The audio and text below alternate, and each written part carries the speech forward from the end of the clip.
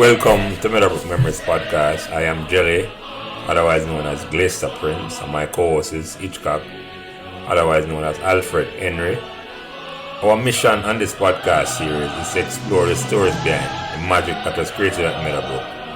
When over a span of 4 years, between 1982 and 1986, we saw the transformation of a small co-educational school with less than 1,200 students, 800 boys, 800 girls and 400 boys into a successful sports and scholastic champion, winning 7 major trophies, 3 Sunlight Cup, 2 Topping Cup, 1 Walker Cup and 1 Nutriment Shield.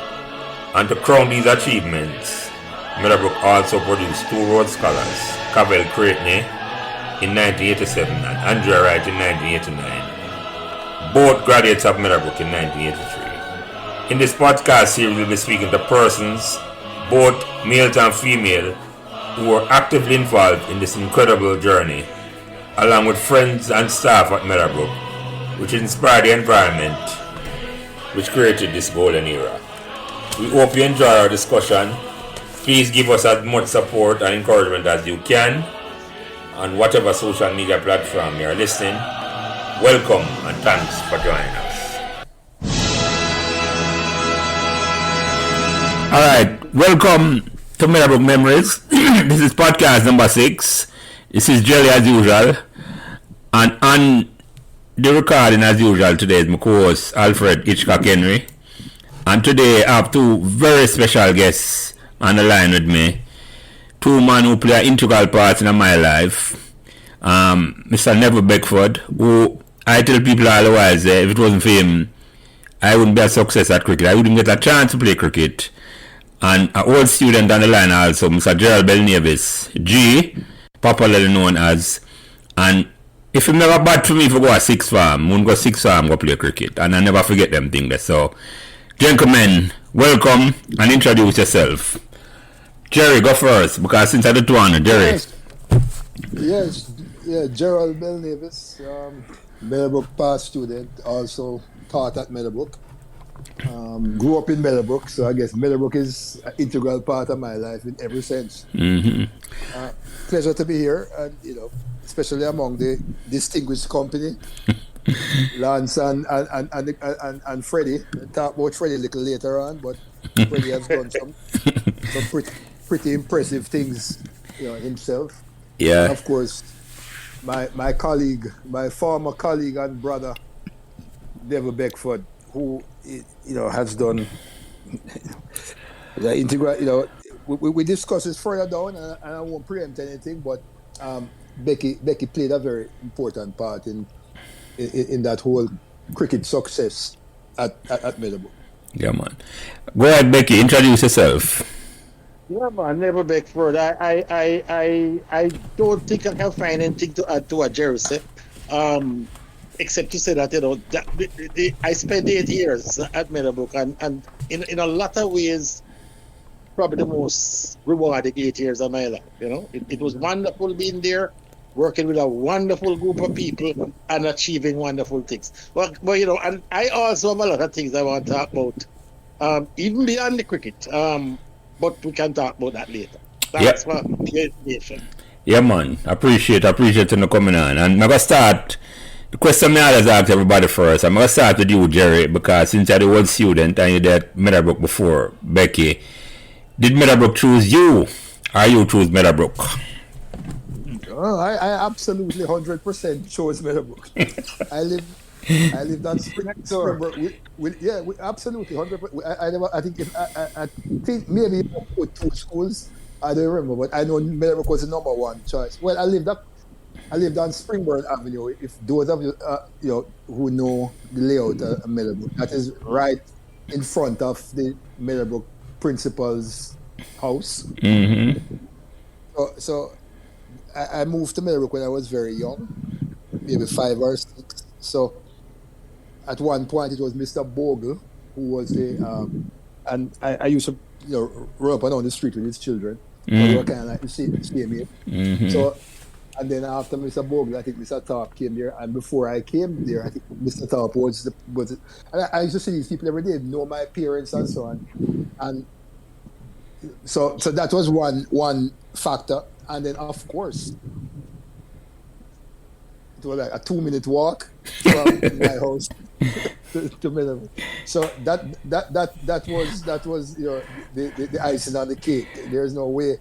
I had friends because I grew up in Middlebrook, so I had a lot of friends who went to George's and KC and JC.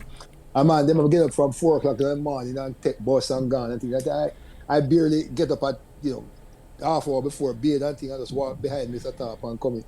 So Top going in, I going through the little side gate with him. He didn't know that, but I was there. So yeah, I definitely chose Middlebrook. I remember that Gerald, that little side gate and Mr. Top. So what year you started Middlebrook? Just for the record. 1968.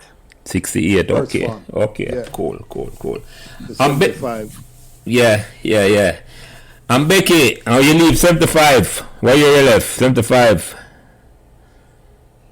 I came to Meadowbrook in. No, sorry, Becky. Before that, did you choose Meadowbrook or Meadowbrook chose you? Let me ask the question that way. That's an interesting question because I graduated from university in 1976, and of course in those days when you graduate from university, with a degree, you think you're get a big job, big job somewhere with a whole heap of money. Mm-hmm. And then when you go out into the world, you realize that that's not how it works. Mm-hmm. Nobody really care about you or your degree. But suppose you say, tell me something, for fix this. No, well, I don't need you then. Mm-hmm. So you kind of get, a very harsh introduction to the real world. Mm-hmm. So I say, all right, since nobody will employ me, I'm going to teach for like 3 months. So I'm going to walk and find a school I need a teacher. Mm-hmm. And I'm going to teach for 3 months because it's not supposed to take me more than 3 months to find a real job as opposed to teaching, Teaching is not a job. Yeah. And I know somebody tell me that them here that me need a chemistry teacher, and I went up there and met with Mr. Thorpe, and it Okay. it actually literally changed my life because that 3 months turned out to be 8 years, and even when I left Meadowbrook, I left with sadness. Really, didn't want to leave at all. It was just the exigency situation that caused me to leave. Mm-hmm. Mm-hmm. And it turned out to be, as I say, one of the, it developed me as a person, and I grew to love the institution. Mm-hmm. So as to whether I chose me or I chose it, I'm not too sure. And I woke up. I hear Becky. Yeah, go ahead, Freddie. Sorry. Was that a good way to put it? Mm-hmm. Well, yeah. Right. Like a mutual agreement there. But let me ask a little question, Becky, because you say that you teach chemistry, and chemistry is not an easy subject at all. How come you get so gifted in that you get a degree in chemistry? Where you go school that you have them special skill there? I don't know about that, but I think of that. I'll tell you, there's a story in that too, But let me tell you, this is an interesting story actually. I have an older brother than me, 1 year older. Mm-hmm. And the two of us passed common entrance at the same time. Mm-hmm. And we both wanted to go to St. George's College. Mm-hmm. So when we went, whatever his name, Father Ferris, I think his name was the principal of St. George's College. Say, listen, I don't think it's a good idea for having the two of them competing in school and he's younger than him. Because the younger one I look like a brighter too. So it's probably not a good thing to do. Mm-hmm. So rather than sending him this one to George's, why not send him to Campion? And I said, this man must be a madman. Because we want to go to school or win Manning Cup and them thing there. Mm-hmm. But he must go Campion. Mm-hmm. But father is father, so father prevail. Okay. And as a result of that, my mother sent me to Campion, and I was the first common entrance student in Campion. I was going to ask you that. I'm saying, Very first. Yeah, that's interesting. Because my name started with B. So, I was the first one. Because I was the first batch, and I was the first person in the first batch. Yeah. So them. I'm going to quickly tell you an interesting story about that. Mm-hmm. I think we're a class of about 35 or 36 students that went to Campion in that batch. Me and a guy named, I forget his name, the name just slipped me. But it's only the two of us survived. What mean survive? Because Campion at the time was a school that didn't really want us there. Oh, I see. So them find all kind of reasons to run away one by one. Where's the And by the time graduation comes, only 2 of us was left. Where's the Campion never desegregated yet? No, it wasn't desegregated. I put it politically correct, yes, but I understand exactly what But at the time, Kelly. Yeah, go ahead, Freddie.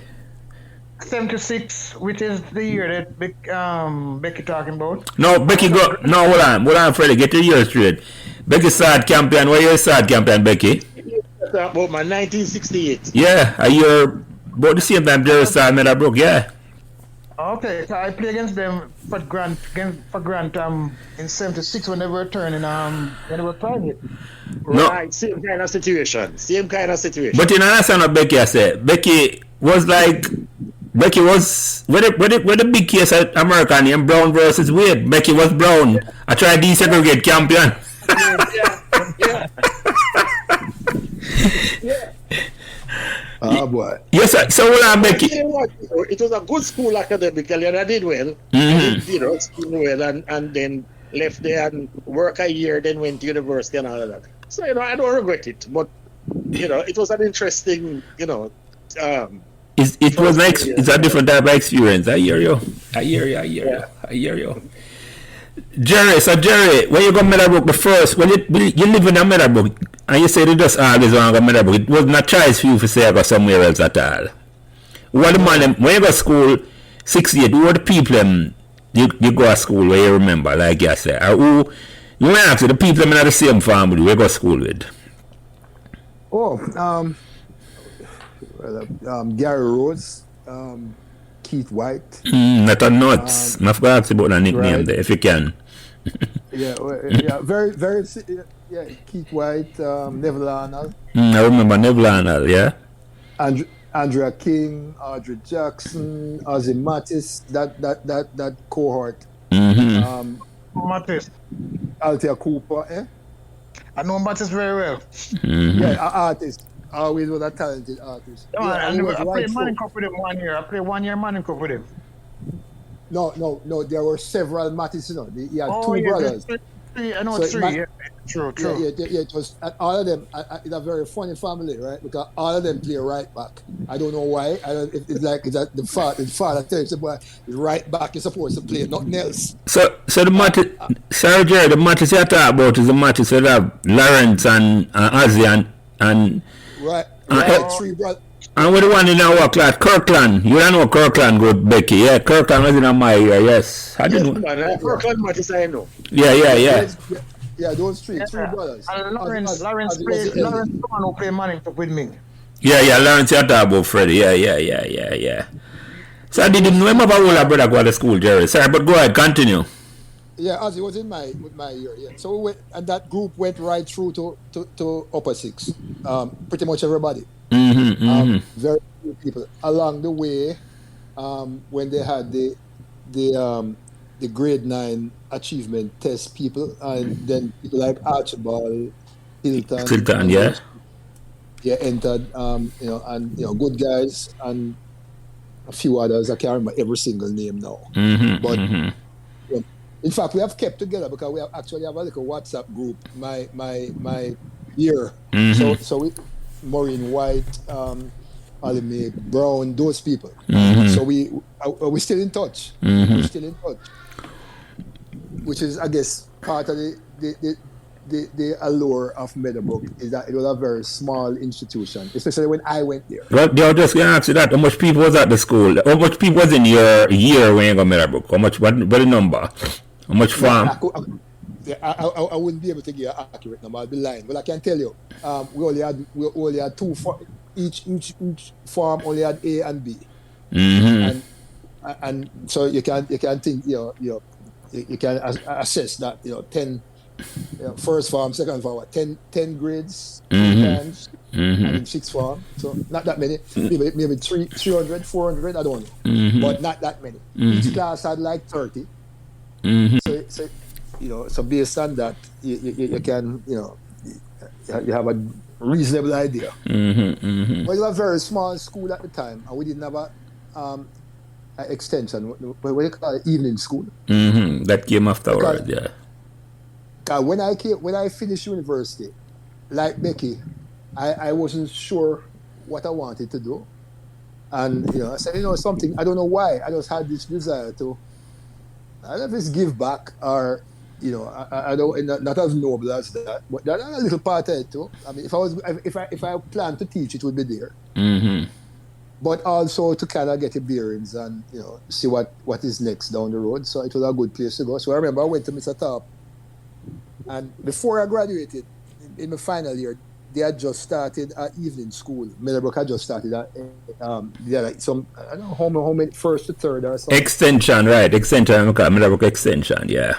Right. So I asked him. So I started. I asked if I could teach a couple classes there because I was still in school, but the evenings would be, it would work with the schedule at university. So he said yes. I remember I went to his office and he said, sat down in his office and he gave me the interview and said, all right, you can, you get the job, but forgive me this joke. A university student. You go university, you have on, wear socks, you have on shoes, no socks, and you can't. So I rush in from university now to go to this interview. So I have on socks now. So after Mr. Top interview me, say, yes, Mr. Belvanis, I'll give you the job, but you have to wear socks.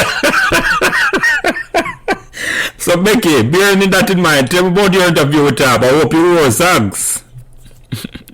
My interview with Top got me into a lot of trouble. That's what I did, because I had a fairly boring normal little interview with Top about what we can do, what I can't do. And he said, well, he really need a chemistry teacher because in kind of outlined to me, said right now things kind of in a mess where that is concerned, because we only have one teacher do everything, and plus that she's about to leave and blah blah blah, the house dead on the comfort. And just by the way, if I hire you, I want you to teach maths for one term before you even start anyway. But, so it went on like that, and then you say, what do you do apart from, what do you do in your spare time? I say, well, I play cricket. That's about the only thing. I say, well, yeah, no, I was like on the students' union, and I play cricket. He said, oh, what kind of cricket you play? I said, well, I played, minor cup and junior cup cricket for university. He said, all right. And he hired me. But you see, I never realized that the cricket thing did the back of my mind. Because after I start work with the school now, and I think that was September. When is cricket term? January. By January, you have to start play a cold match. Yeah, cricket match. January. So coming on towards the end of the first term, in tell me, say, he want to see me, but me up on the corridor and say, he want to see me if we can check him after school. I say, yeah, no problem. Well, now what this man wants to see me for now, so go on. Him say, we have a little Coles cricket team and we're looking for somebody to coach it. So I said, I'm not the coach. He said, yeah, but you play cricket for university, you must know something about the thing. So him kind of just corral me, this coaching thing. I had no intention of, the last thing from my mind was cricket. It was Top who did it in kind of tell them, no, you have to help out, everybody on the staff have to help out, nobody else can do it. Force you into that, yeah. Interesting, Becky. Interesting. We'll get to that. We get into that. But I want to hear more about Jerry time at Meadowbrook before we get up to that. Because Jerry, you got Meadowbrook now And what was Meadowbrook like in terms of like, apart from it was a nice school for go and the environment nice, sporting activity wise? Yeah.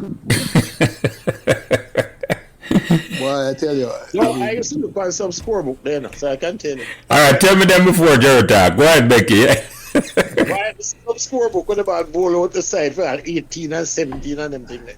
That I remember too. That I remember. But make Gerald confirm that. Tell me some scores, Gerald. The Manning Cup and the cricket. Tell me what I go on. Well, it was pretty bad. I mean, based on the fact that, you know, we had there was no formal program in any sport, to the best of my knowledge. Mm. I mean, doing PE at Middlebrook, you know, go through the motions. There was no attempt to identify talent, as far as I know. The people who played cricket and played football for Middlebrook were people who probably played the sports at their, you know, in their communities, or you know, and they had some, you know, some ability or some actual experience playing football at some. But there was no organization. There was none. So yes, I sat in the background for the 9 love and the 7 love and as Becky said, ball out for 18. And I remember I used to love cricket. I used to play cricket, and I was a decent batsman. I used to play in the community at on what is it, Flemington Drive. Yeah. There was a concrete strip, and people from all over the community. People from George's. That's behind the prep school, Jerry. The field behind the prep school. Right. Yeah, man. I used to play cricket over there. And where you yeah, man. Go ahead. Sorry. Right. We used to call it red carpet. Mm-hmm. And you go there, you bat and you play and you know thing. And we had some good players. In fact, some good national players come out. Matt Dieter used to play over there. Mm-hmm. Right? And it, you know, what speaking for me personally, I never really had a desire to play because there was no structure. And I am kind of like, you know, I kind of rationalize things before I do it.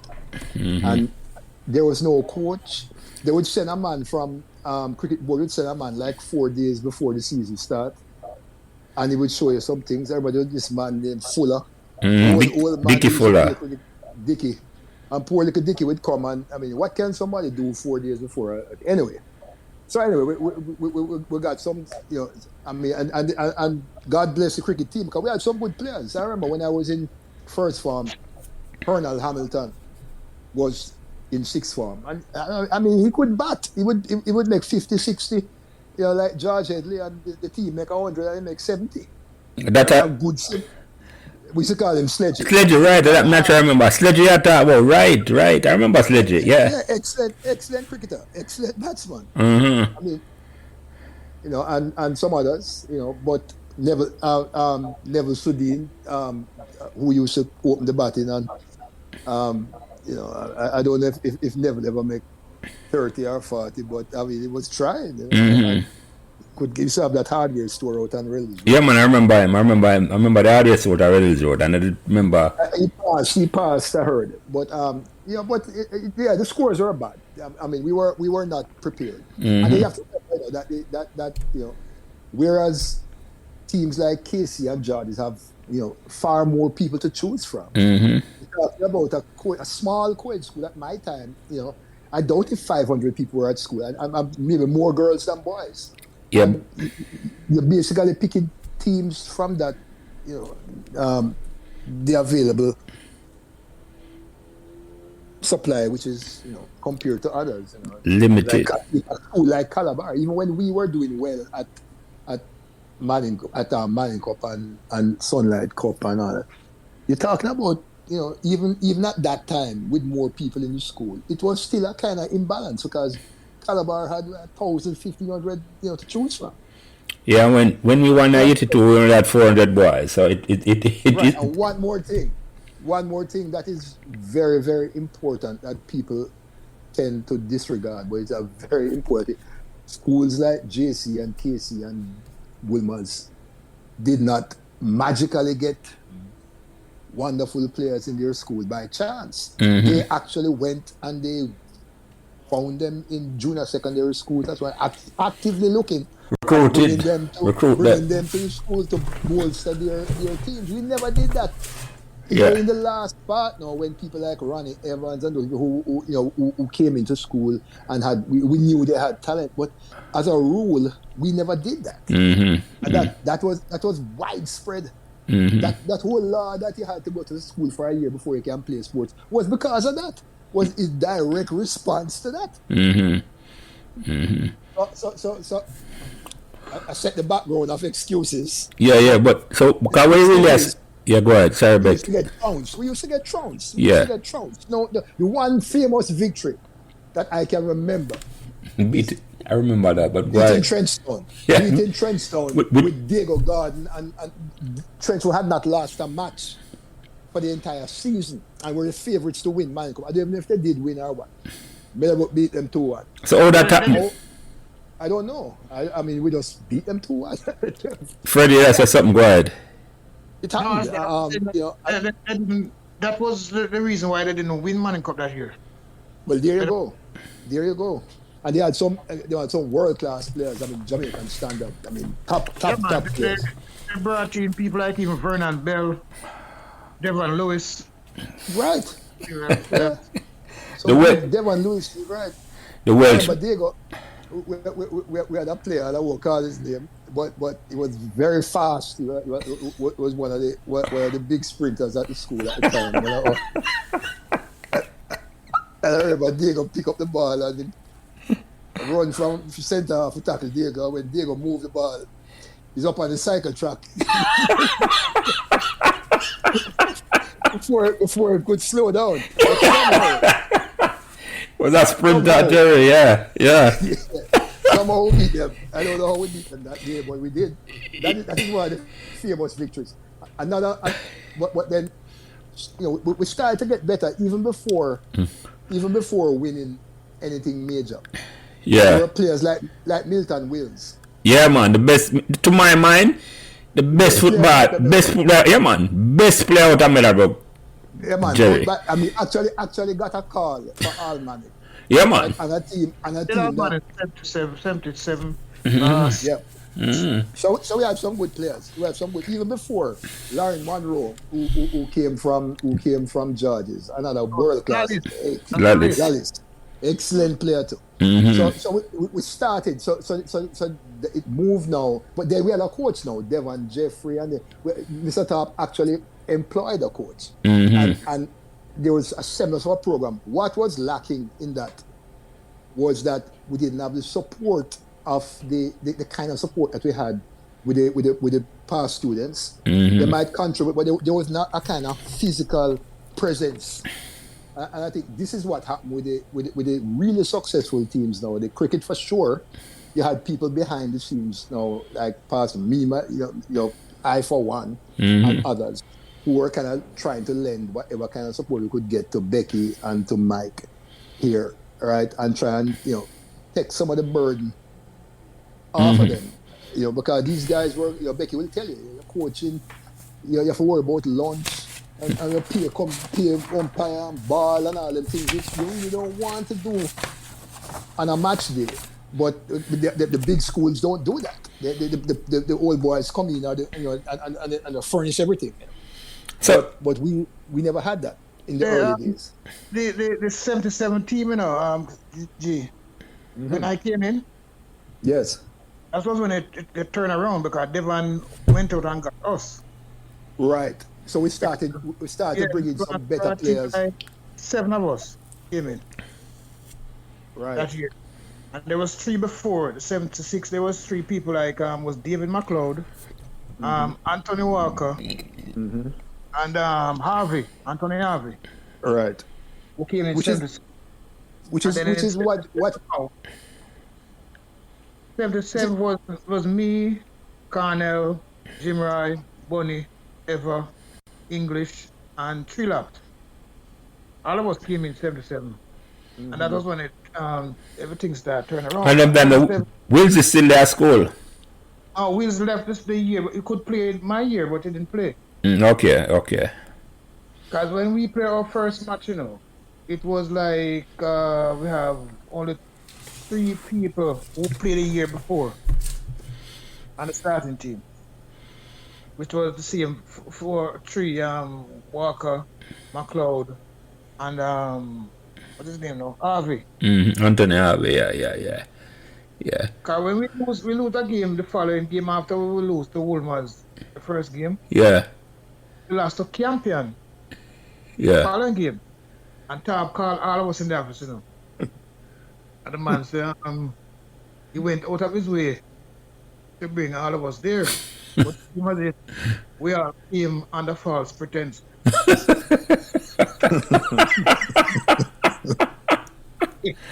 So,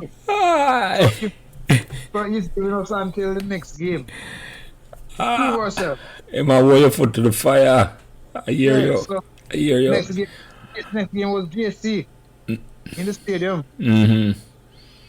And that time JC, you know, was good with Shorty and Shorty. Yeah, JC doing Money Cup a couple of years before, yeah, with Martin Woodstock. When we just got school and the win that year there, yeah.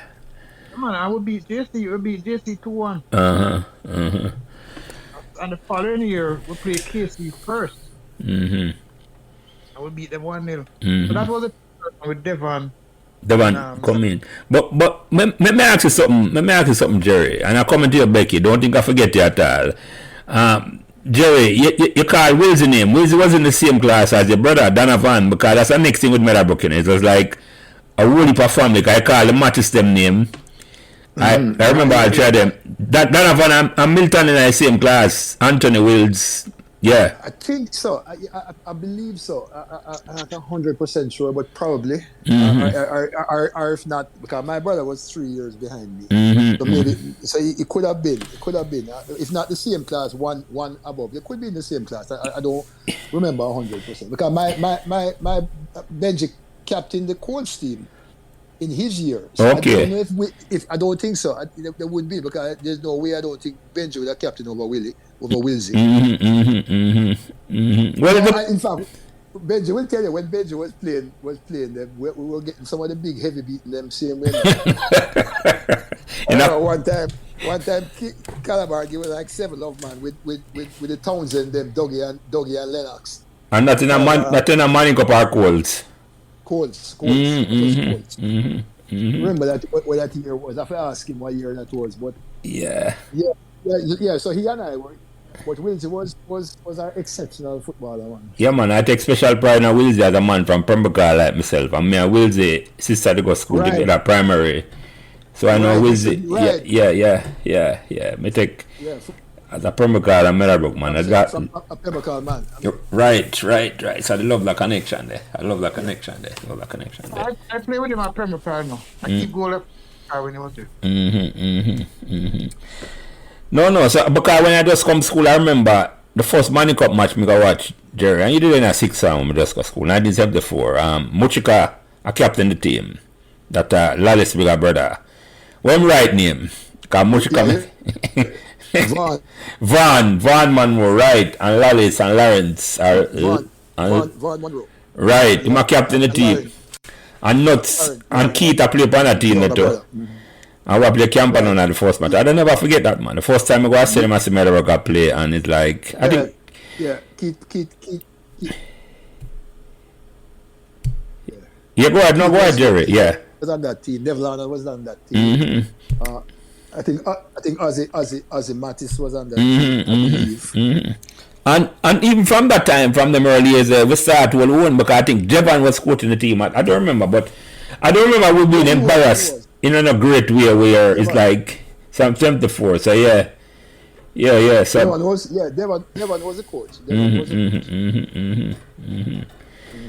But let me ask you and Becky something though, because I mentioned something earlier, and let me just bring it up early if I ask it out of the way. And Becky, you can answer this first. It's like, because Jerry mentioned something, the support. You think the support come before we start win or after we start win? Or you think that work? No, I think that a big part of it was the personality of the man Mike here. Well, a man who come from a different country and was getting involved coaching the cricket, and he reached out to people who come see, you know. And him see me and him see Jerry and him see Rory McGregor and all of those people show an interest in sports and him interact with them and ask questions and say what you think and people jump in and say, all right, this guy look like somebody we can work with. I don't know what Jerry think. I will tell you what I think, Becky. Because the timeline. When I came to when did I come there? I think 1980, 1979. When I graduated. When you start teaching. When I got to Meadowbrook, and it's been a little while, but memory serves me correctly, Mike either came there the same year as me or the year before. 78 he came. What? 78 he came, yeah. Year before me. Mm-hmm. When I got there, Becky had already had a good Colts team, and that is Becky's achievement. Yeah, we'll come to that because that to me is on. Yeah, but finish up, Jerry. Right. So Becky and you know it go. I mean, you come to school, you kind of gravitate to the people who I had an interest in sports, and then Becky and we all became good friends because the staff room was a really, really nice staff room, a good set of people to work with for the most part, and Becky and I became personal friends outside of the thing, and then Becky sharing his insight now, and Becky telling me, boy, this guy can play. And I'm saying, like, what? And we were doing this in Colts, and I'm like, boy, this is new to me because here we are now, actually look like we're building something now with structure. So, and I give full credit, I give credit to Mike because it was really Mike's job as the PE master to do it. But I think Becky was kind of set the foundation. Well, but let me just reinforce that, Jerry, because Becky, I forget the story. I said, tell you about the job and December come and the job start now. Let me say this to you. And I sent you the pictures them the other day when I look on the team. Yeah. No man was not fourth farm, Jerry. It was a third and second farmer. Mm-hmm. And I said to myself, say, how did Becky? Because what this mean, there's no outsider play, they say, a pure little youth play, and all of them come from Meadowbrook from first farm. There was no importee then. And Becky took that team and took it to the finals at the Colts team. And let me tell you, personally, Becky, me can remember, before you come and start introduce a thing where you pick up team based on merit, I couldn't get no game. And even the first match where I remember, I don't know if you remember this, the first match I remember where I play, and you put me for open, and where I play George down at Woodford Park. I'm not know about swing bowling and pace bowling. I never know so pace bowler could swing the ball, Jerry. And a brother named Carter, I never forget his name. Certainly you don't forget him. He bowled me 2 first ball out swinger. And the third ball, I leave alone because this is the next out swinger. Ducks, strokeless ducks, I'm making my first competitive match for Meadowbrook, and I said that's my career. but Becky never stop and have faith in me, and I said, boy, I'm going to play. So Becky, I've got to tell the story now. How did you pick? It look like you have a knack for talent, but you can't tell the story now. Because when I look back on the talented set of youth that were play and reach the Colts final at 77, that was. Tell me how that go. Tell me that story when you start training the team the first time. I know you go about picking it. Oh. Okay, what happened? The other guy, I think his name was Owen. Yeah, Mr. Owen. That was the PE coach. Yes. Come was in the picture too. Yeah. Or Mr. Griffiths. Yeah. When Mr. Top decides I have a coach cricket, the first man I go to was him, and I say, Owen, this man said I must coach his cricket thing. So I don't know. Show me the infrastructure. I don't understand what I'm doing.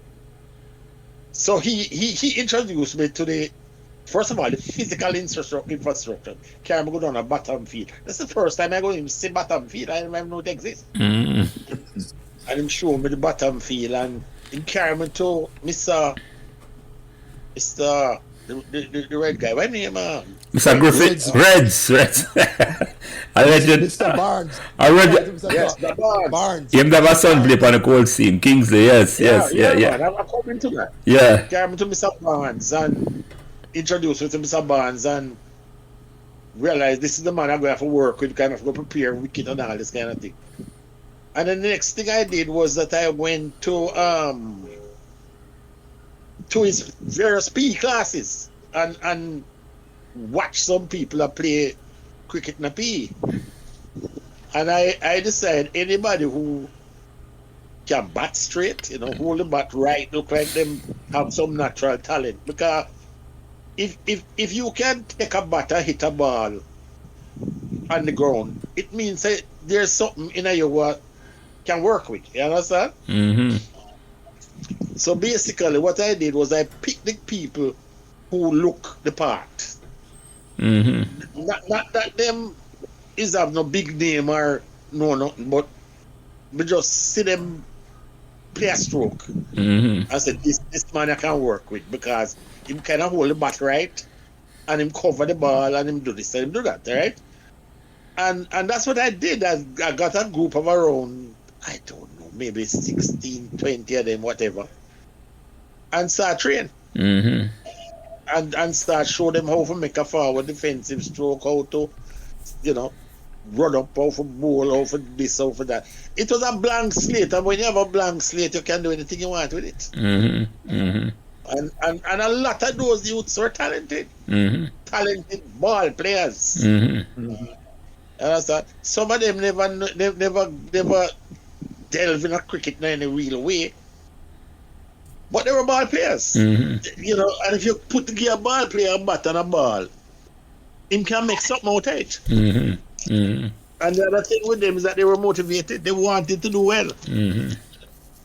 They wanted to do well. And I kind of throw myself into it because it was kind of like my little project, Mm-hmm. This is my project. But this man entrusts to me and say, do something with it. Mm-hmm. Mm-hmm. So I decided I'm going to put my all into it and see what I could get out of it. Mm-hmm. Mm-hmm. And they were a wonderful, wonderful set of young men. Mm-hmm. Mm-hmm. I mean, I remember you yourself. I remember people like Crooks and Kraken. Well, Kraken was different from the others in that he was, ready to play big cricket. Mm-hmm. Mm-hmm. But he was the only one. He was the only one, really. You had people like Fisher and Strudwick and all of them. All of them, wonderful young people. Mm-hmm. Yeah. Who were so willing to learn, who wanted to learn. And that make it easy. That make it easy. When you have a group of players who want to learn, they're easy to coach. Yeah. Yeah, and I make a quick comment. I agree with what Becky said. And as a matter of fact, when you look at it, the players who played on those teams turned out to be really, really fine young men who the whole cricket thing wasn't only under, in our little regime with Mike and Becky and myself and Rory and a few others.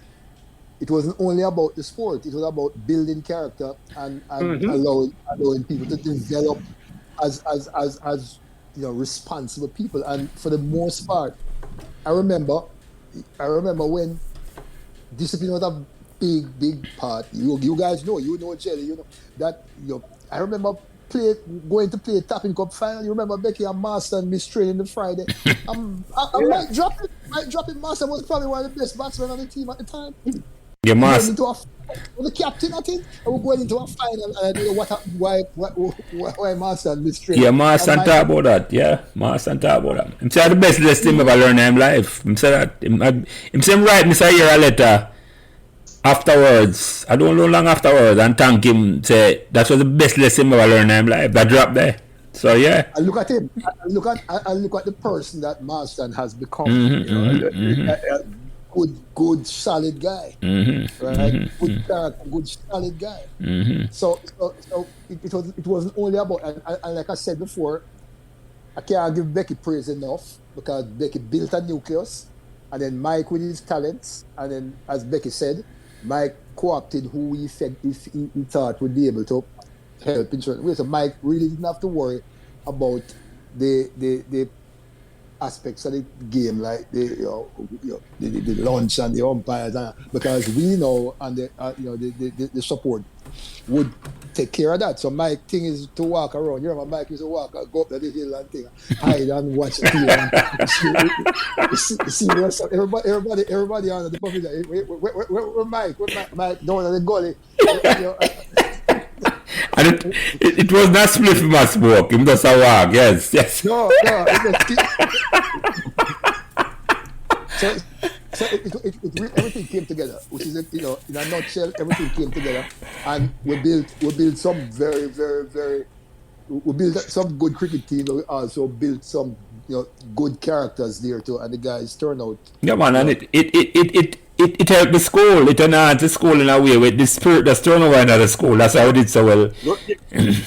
There's one thing though that I want to say about that little Colts team there, which I don't think Prince, I don't think any, maybe Jerry may know. I doubt it though. No, Jerry wouldn't know either.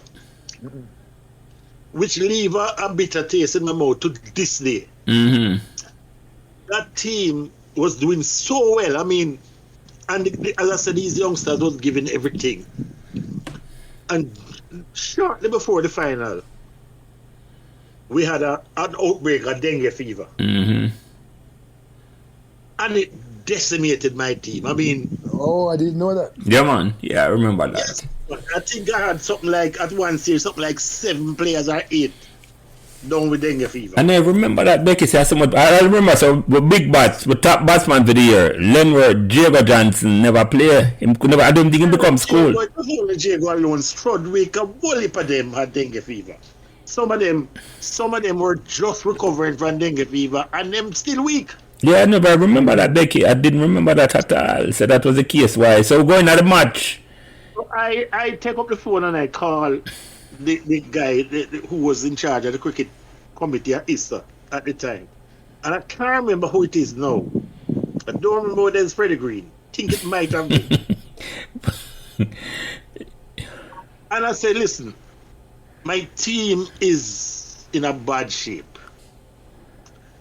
Can we postpone the Colts final for a week to allow some of these players to recover? And the man said, no, you have to play. You have to play. You know why he said that? Because when you're Meadowbrook, with them Case, Charges, and Excelsior. I was going to say that, Becky. Him not respectful. He says, like him, I say, him not give the respect we deserve, and I say, I ask you look up because the players them sick. If Calabar never even contemplate it, never even say, no, we have to play, man. You must have put aside together. I remember going to that match with a player. I don't remember what his name is now, but that guy had been dropped off of the team from like months before. Hadn't played any cricket at all. I went into the match and I remember him wear a khaki pants and a football boots because he wasn't playing no cricket. And we had to co-opt him for make up 11 for playing the game. Who did we play in that final? Tivoli Garden. Oh boy, them. The final we played at Kensington Oval, Kensington Park. Yeah. And when we got to Kensington Park, the wicket went. The wicket was the wet, a sticky wicket. And we batted first, of course. And Tivoli had a left arm spinner named Malcolm. Ryan Malcolm, yeah, Donovan younger brother, yes. Yeah. Who was playing Sunlight Cup and knocking on the door to play for Jamaica as a youth player. And the wicket wet. And look on the umpire. I went to the umpire and I said, Mr. Umpire, I don't think this wicket is fit for play. He said, no, man, nothing wrong with the wicket. Yeah. So I get Nick with Issa for postpone the thing. And then when I go Kensington, the umpire who realized and thought to himself that Tivoli was a much stronger side than Meadowbrook. Decided said, if Tivoli want to play, we're going to play. Yeah, that was the unseen, the 12th man for our opponents all the time. All the time. Yes. And then we lost the toss. And of course the man said, "Boy, I take first strike." Of course. On a wet wicket, of course. Just run through it and stick it wicket. I think about 8 or 9 wickets. And I spin him a bowling, but him have a deadly faster ball. I remember that, Becky. Yeah, he was bowling pure faster ball. He was bowling. Yeah, I remember that. Good, Becky. I didn't know that one. And so I'm glad to bring out that context, because a lot of time, you as a player, not aware a lot of the things that go behind the scene to keep you on the field or to try to protect you on the field, Yeah, man. Yeah, I know that you guys never know about this. Probably the first thing you know. First I hear about this, Becky. The first I hear about this. It is the first I hear about Likewise. this. First I hear about this. So that was not a match with Tivoli won. Them can hold it down and take it away. Yeah. Between Issa and Tivoli. Yeah. And to this day, I'm upset about it because the match should never have been played in the first place because half our team was sick and couldn't play. And then when we get to the ground, we shouldn't play because the wicket was not in a condition to play the cricket. Yeah. And then look at youngster man come look at it and say, I don't have to do that pure faster. I just skip around. We never had a chance. We had a week team. Get round, go back now, the wicket kind of dry out a little bit. Them lick it off. And nothing, yeah. That reminds me of the first Sunlight semi-final at KC, boy. That was a short match also. That was nerves though. I don't know what happened there, but when Hitchcock captain the team, yeah, we'll come to that because we have full perspective on that. Because he was there. But Becky and Jerry, the first time they meet Mr. Year now. Because I want to call him Mike, I'm going to say Mr. Year out of respect for Uno. Because when we talk, the players them say Gerald and others out of respect him. But I'm going to say Mr. Year. With the first impression you get of Mr. Year, the first time you meet him. Jerry, you go first. Well, when he came there a year before me, so he was kind of established, so he was a good guy, I mean, friendly, I mean, I could tell that he had, he took his job seriously and he was, very, he knew what he was doing. He was a good football coach, a good player. He could bat.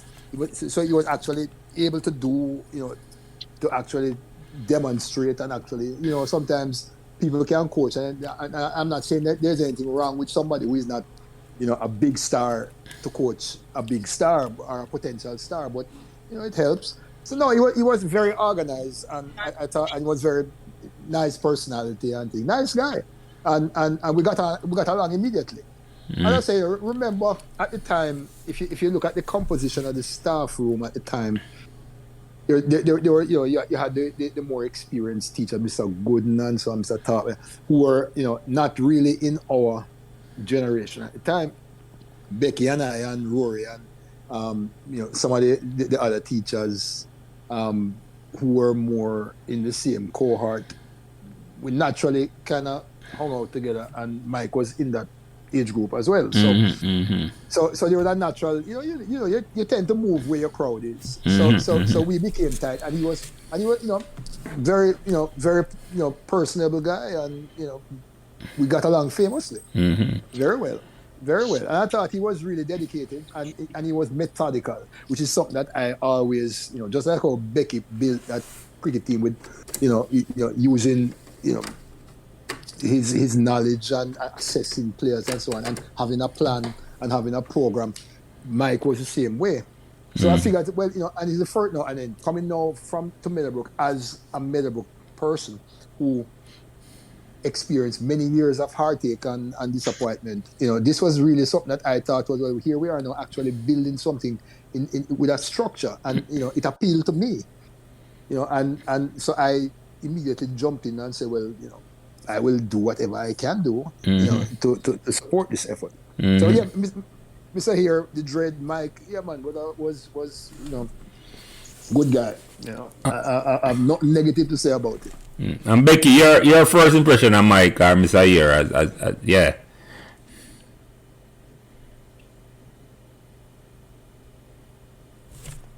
Becky, I wonder if him drop off.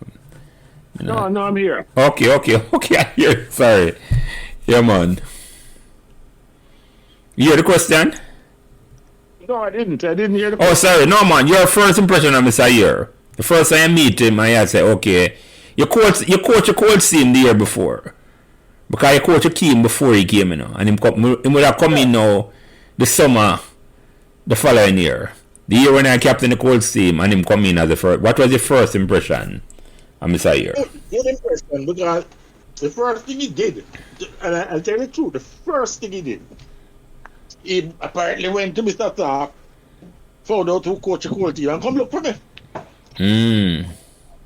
Tell me he was going to be coaching the Sunlight team, and asking me about the Colts players, and if any of them, you know, what I think of them, and if any of them is of that standard, or could have probably trained with the Sunlight team and so on and so forth. So we had a very good rapport from day one, and he approached me, he came to me. And it never changed from the first day with Mike. It was like that. And even when the team was winning Sunlight Cups and winning this and winning that, most even Mike used to have like a VW. Famous, yes. Right? And I used to live off Dunrabin Avenue. I never drive. And Mike live up Hope Road, Doctor. So it was very convenient for Mike drop me home. I'm driving past where I live. Whereas Terry and Rory and them going in different directions. So most days after training, or even after some matches, home matches, it's me and Mike go home and we'd stop somewhere, have a beer and talk about the cricket. And just say, boy, what you think about this, or what you think about that? And we'd do a, an analysis session on what went right, what went wrong, what we need to fix, and how we need to fix it. So, but yeah, go ahead. Sorry, someone I have something to say, Becky. Go ahead. So it was always for Mike. It was always a corporate effort, a team effort, a group effort. He was always reaching out, asking people what they think about something. Don't necessarily take all of the advice on board, but him ask you what you think. You know? Yeah, that's what I heard from both you and Gerald. And Tebrick said that last week. And never talk about Mr. Year. Him just said teamwork make the dream work. Which is true, because when I describe Mr. Year now, him come in, him in charge, it was not about him in charge. But him never come and throw him wait round. Him come and introduce himself to you and I say, okay, I hear you are the coach. Tell me what me kind of help you and tell me the players them you have. Which is that alone itself, I tell a whole about the man himself. That alone. Yeah. But having said that, he also taught me a lot. Because I see Mike use a from the ground up approach to coaching, which is amazing, which is fantastic. I mean, the man take him squad, and for the first month, you don't even see a cricket ball. I remember that. Fitness, you know. Yeah. You know, and then after you do 1 month of fitness now, it's a tennis ball business now. Yeah, man. And the tennis court. A newspaper, yeah. And you still don't play no cricket in classroom. Yeah. So you see, by the time you get to the actual play field for bat and ball, you have to really want it to be still in the group. And that is, that teach me a lot. That I look at this and boy, that is such a good method, because you don't have to run where a man, you don't have to get no vex with him. If him really want to play the cricket, he will leave it out. Make sure so then when you do ski squat on them thing, Jelly. None of that they come. You say I want to play cricket, none of that you come here for go. No, you want to bowl some ball or bat some ball, exactly. But I just say, I love the game so much, I just want to play it. Because I tell them you tell why, I'm going to make a prominent Sunlight team till I repeat for farm. But yeah, but let me ask you something. Let me ask you something. And Becky, you first. After the 77 cold team, then Mike come in 1978. You had any thoughts, is it a blossom out to where it blossom out to? Probably not in 1978, but certainly by about 80, 81, you could see him moving in a direction where he was going to make a good team. You understand? One of the things Mike didn't know, and Jerry Cameron probably remember, I don't remember now when he started it. When Mike started to actually keep him team playing cricket, playing, what was it, minor cup or something like that? Minor Cup, Evelyn Cup, all of the cup them, man. I remember them, yeah.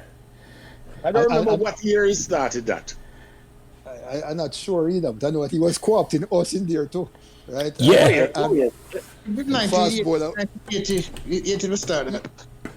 Yeah, right. 1980. And what was good, what was also wonderful about Mike as a person, and you know, somebody who you could tell was interested in developing young people, is the fact that at some of those minor cup teams that and Evelyn Cup teams that we had Calabar players on the team too. Yeah, man. I remember, right? So it wasn't. I mean, it was like some good young that guy from Calabar. Pepe had that, man. Loxley Plummer, yeah, man. Guy, Pepe. and another one. Smithy will look after the team. And Cameron and Bobby Cameron, yeah. Cameron, man, the guy could have bat. Yeah, man. You're right. And so it was almost like, boy, you know, just nurturing some youths, and you know, as much as obviously your Meadowbrook is your main number one, you still was able to have a good relationship, and they respected him enough to actually come and play on that team. Yeah, man. That showed the class of the man and the team. Absolutely. And the team and the people around him, because yes. To this day, if I buck up on Nehemiah Perry Yep. or Courtney Walsh, Yep. All they those about players. talk to me and about talk to me with respect. Mhm. So that Yep. those days. Perry was at Calabar and was a good cricketer too. Well, Jamaica player at one point. And West Indies play and they go and play for West Indies, so yeah. And West Indies too. Yeah, and you know, so definitely from that standpoint. But as you said, that Tegre said, which is true words, you know, that the teamwork, and I think that, you know, I don't know if it's by a force of nature or just chance, but we just had a good team. Yep. The backup team. And I talked about the cricketers now. I talked about the team behind the cricket team. No, man, I understand exactly. Can't remember what the guitar name in a Jerry. It was the Union who called it after a while. But you're right. The Union, right? And we support, and it just clicked. It just, the chemistry was there, and no pun intended, Becky. The chemistry was there, and between Becky, myself, Rory, and a couple others. I remember when the guys going to play semi-final, and I get Sharon Robinson and them girls to help out and we cook breakfast and things, and them girls serve the cricket team. I think, I said, boy, what a wonderful thing. I mean, you know, these guys go and go out, you know, knowing that we're 100% there, you know, supporting them 100%. And I don't think that any player on the cricket team didn't know that the support was there. I think that's a big important thing. When I came, you know, I just stopped playing cricket, you know. I stopped playing cricket before I came to Meadowbrook, and I started playing football. But I didn't really decide to join, but I think the first year we have Mr. Simpson. You remember Simpson, Becky? He was a Sunlight coach, and he didn't really encourage me. No, well, Leroy. Yeah. Jerry, that's a famous Leroy. Yeah. When Mr. Year came now, I decided that I want to play back some cricket. Because before coming to Meadowbrook, you know, I play for Grantham in the private secondary. Got called to the youth camp, but just stopped because we started playing football, and football was more pleasing because you know the following behind football was much bigger. But Mr. Year changed that. You know, he made me start want to play cricket again, and that's how I started back cricket. So just to answer the question that I never really answer that you posed to Becky, I agree with Becky, exactly what Becky said. In 1978, perhaps you couldn't tell, but by the time it was getting to 80, and so you definitely had the sense that this team is as good as any team out there, and if keep on following this formula, we will get some success. And when it got to that time, I expected it to happen. I mean, Right. when we get to that first semi-final, I thought we had done better. But I figure it was the occasion was, I really don't know what the reason was why we did so badly. And I believe only KC could have beaten us like that. Nobody else in at that time. But that KC team was a powerhouse. They have like 8 national players. Yeah, two West Indies youth players and Youth three. Wayne Lewis, Marlon Tuck, and Robert Ian. They're 3 West Indies youth player. Yeah. Well, I remember when Robert scored down Guyana, Clive Light. Right. I was hoping that when they bowled us out for what was it? 87. Cracking the 7 score. 87. I thought it was 50, but 87. Right. So I was there having hopes that maybe Glenn would come with a quick 5 wicket and and those hopes were quickly dashed when the first ball. First square cut. We Lewis square cut that ball so hard that it hit the concrete and almost come back to the wicket. No, I said after that, I said, well, I don't think so. Not today. Yeah. I'm not going to, but So next year, I think we learned a lot from that. Yeah, man. That was. You were on that. Yeah, man, I was on that team, man. I wasn't on that team. I remember that match, man. I was on that team. But So you remember. I believe if we had Freddie, you were on batted that last, team, right? Freddie captain the team. Freddie captain the team, Jerry. Freddie, you captain the team. yeah, Yeah, go ahead, Freddie. Sorry. if we had won the toss, if we had lost the toss, I think we'd have a better game. Because when I going out to spin the toss in the dread, I told him that I would prefer to field. But he's saying to me then that is a cowardice approach. We shouldn't approach it like that. We must take them by horn or whatever. So if I win the toss, must us bat. I now hoping that when we get out there, we'll lose the toss. But that year, it's so understand keep winning the toss every time, and when I want to toss now, I want to say, boy, Shaggy, you take first strike. But say if we come back now, the dread, I would know. So I'm gonna say, all right then. I'm gonna tell him but. Tell him say we are but. Which Well, I know wicket was really bad though. No. It was actually the speed ball that's the nerve. The nerve at the time wasn't all that. Marlon Tucker and Haynes got most of the wickets, right? You on. But and Tuck Shaggy, yeah. beg The you. thing is, it's a nerve. The people are nervous. People are not maybe Ronnie and Duffus, Hines. They were confident that, and when we lose them, it was like, we didn't have a chance. Frankly, I think it's just part of the evolution. It was no time yet. Understand? Right. And the weaknesses that you are talking about, those aspects of the team got stronger in the preceding in the years after that. Because now we still find out we know we can go further. Yeah, by the 8th way, the team never open the field for nobody. No, that changed after winning a year to two. But we'll come to that. That and I fast forward to the first championship. Now things were different. Yeah. But hold on, let me ask you something about that 80 team in terms of say, who are some of the players that Becky stand out in terms of that talent? Because Dango, a little man there, Belvanis is a man never afraid of cracking. And me, even though me think me never afraid of cracking, me the fear of cracking. Cracking it quick, as they say, was a different level. Who are some of the men that must stand out on that team there, that year there? The 80 semi-final. I'll tell you a story about Hines. We played Excelsior at Melbourne. I think it might have been Tapping Cup with Walsh bowling.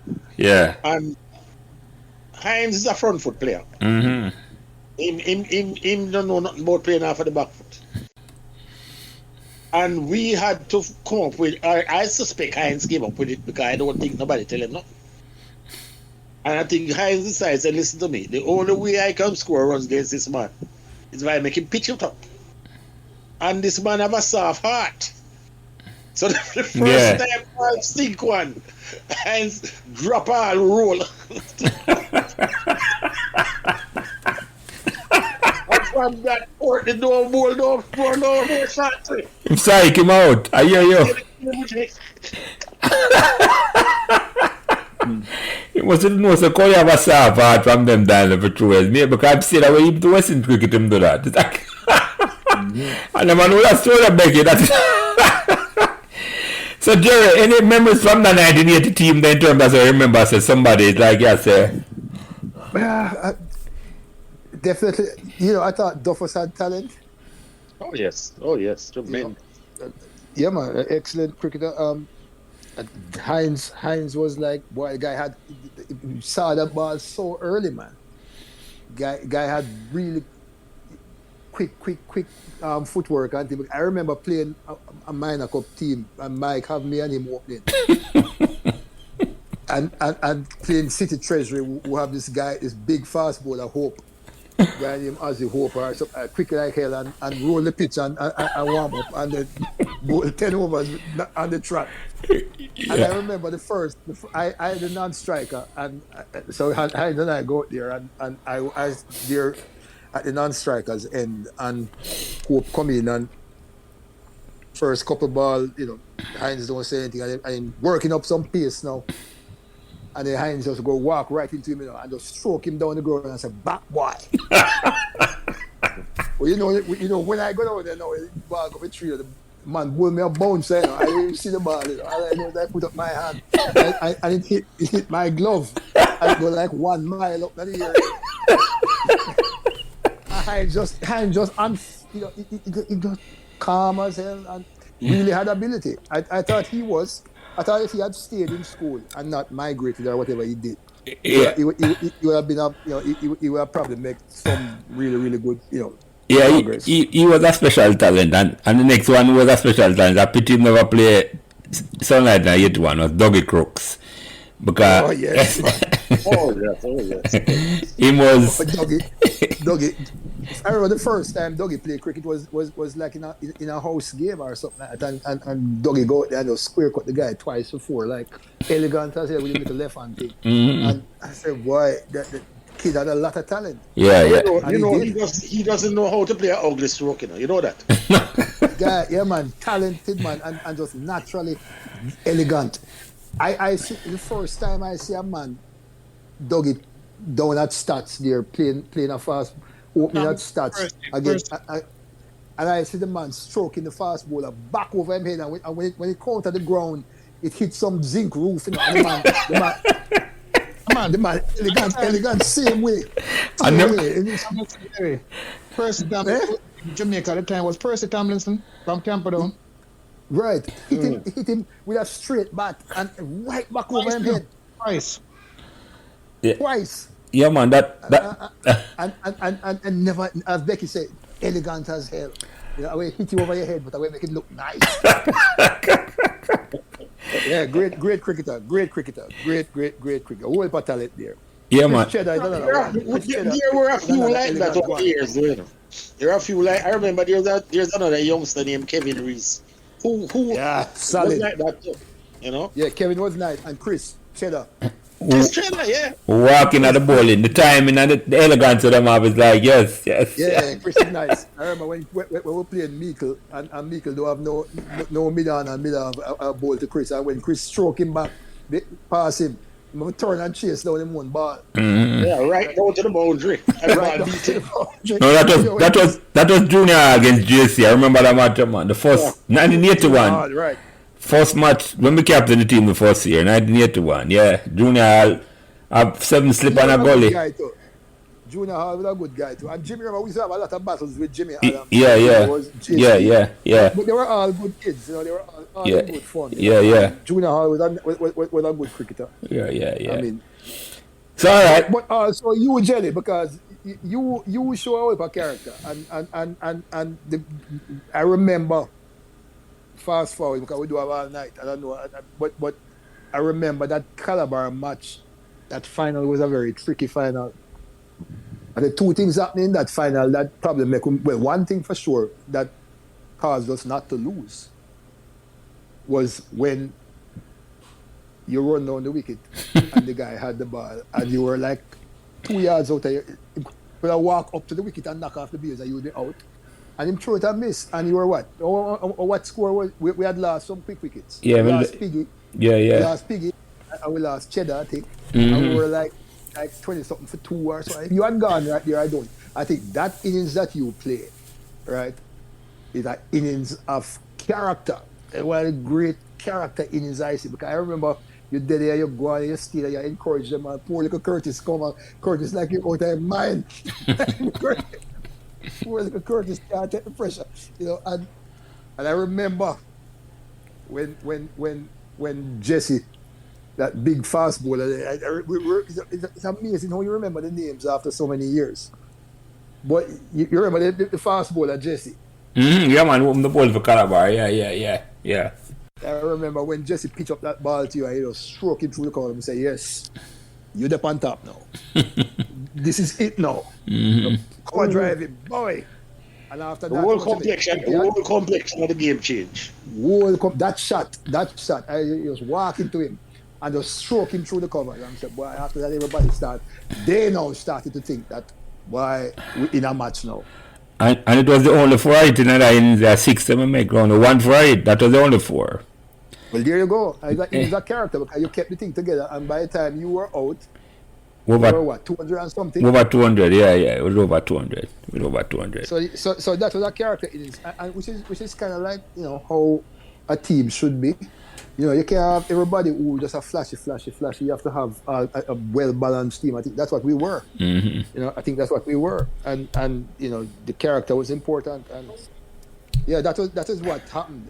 Had the guy run you out, would I make 100? Yeah, I remember that. I run on wicket and I slip for turn back and trap. Right, and he could have. I don't know who it was. Could have walked and run me out. Yeah. Yeah. It was the other fast bowler. What is his name? Captain, I think it was. Smithy. Michael Smithy. Yeah. Smithy, Yeah. So Becky, which other match or which match stand out apart from the finals? Or same the question at you, G. Apart from the final, which other matches stand out? I not as good as G for remember all of it. The little details. Not too good at that, right? I remember the era. I remember the era and I remember the successes, but talk about an individual match, no. Well, I can tell you one more. I can tell you one more, Becky. And I'm sure you remember when I remind you. Calabar will make 100 against Calabar and 96 for 9, and the boy stroked the ball right back to Dylan to Kirky Banks right in belly. That was at Sabina Park. Yes, okay. I thought as much. And that was we made 100 and we defend 100. Who got the wickets? I don't remember who got the wicket, but I think it was spin bowlers. And then another thing I remember. There's this spinner. What name again, man? Devon McDonald. McDonald did it. And he did it against Casey as well. You remember? The man bowled semi-final. Line and length all day. Nobody could move him from off the square. I remember it. So I remember Ebanks. I can't see it now. Ebanks taking that catch. The big fast bowler hit the ball back hard, but straight. Ebanks not dropping anything. Yes. I remember now that you mentioned it here. I remember it. Yeah, Kirky Banks was a great cricketer too. That's another one. You talk about players. That's another one. Well, let me ask you a question. Because as you rightly say, when I remember the detail, but after we won in 82, before we won, we're not in the finals now for the first time ever. Did you have any doubts or any butterflies started? We can't win this or we're going to win this? Anyone on the first? Well, Calabar had a good team, and we had a good team, but in that game, I mean, of course you're nervous, but I knew we could win, but I wasn't discounting them because I remember that guy Cameron makes 70 in that game or something like that, and I don't know, Eddie got him, somebody got him caught behind. Yeah, I think Eddie towards the end of the game. I mean, if Cameron had bat for another hour. Yeah, it's that close. It's very close. Yeah. He batted well. Right? I we couldn't get him out. We got out a lot of them before, and then he kind of came back and brought it close again. So, but I personally thought that we could win. I never had any doubt about that. But it's that game, and you have to give the other side credit. I mean, it could have gone. Calabar had a good team. Wasn't Perry? No, Perry wasn't on that team. No, Perry played 84. So Becky, how you did feel? I have to say I was a little bit more optimistic than Jerry. While I agree Calabar is a good team, I was confident we could have beat them. You understand? Confident. Because we kind of beat them, efficiently. I think we beat them by about 40, 50 runs. 50 runs. That come 64 runs. That thing. That comprehensive beat them get, man. Yeah. Comprehensive. In a day. But like I said, boy, But Becky, why you had confidence in the team? Guys, I'm going to ask you to give me 5 minutes or a few minutes to talk about something here. Yeah, go ahead. Take all the time you want. You see that period. But let me put it another way. If a stranger had gone to that school, Meadowbrook, on January the 1st, 1977, January morning, and somehow get a feel for the whole school and everything about it, and a person came back January the 1st, 1986. That's how many years later? That's what? 7 or 8 years? About that time, that 8 year span, yeah. Right? The building and the physical facility would have looked the same. But the whole mentality of the school would be totally different. Yeah. Like a different organization. So what was happening? Yeah, I can definitely vouch for that. Right. So what was happening during that 8-year period was a revolution, I tell you. Meadowbrook changed from being a little school where never really to be that big school where people afraid of. And and that's why I say to you, the cricket is good, the football is good, but it was a holistic change. It was everything changing at once. When I went to Meadowbrook, Mr. Top, I'm going to teach chemistry. Mr. Top said, boy, we only have one A-level student. We never get a A-level pass yet. That was when I started at Meadowbrook in 1976. Never got a A-level pass in a chemistry, Becky. A chemistry A-level pass. There was none up to that point. Right. I just want to clarify that because, go ahead. That was not only true for chemistry. It was true for biology, zoology, physics, maths, you name it. 8 years later, when that man come back to Meadowbrook in 1986, January morning, he would have found 25, 26, 27 people in 6B, another 26, 27 in 6A, and that would go for the same thing for zoology, the same thing for physics, the same thing for maths, the same thing for that. You would have found students leaving from Calabar and Georges and Campion and wherever I try to get into Meadowbrook Sixth Form. It was a sea change. It's like this institution grew up over that 8 years. The cricket was a part of it. The football was a part of it. But it was a whole revolution. And I tell you something, I have to give credit to Miss McLennan. Or hear her name called in this whole discussion. And the truth is, me and her never take tea and we knock it butt head most of the time. But them say hindsight is 2020. And in retrospect, when you look back, what she did was that she got a cadre of bright young teachers.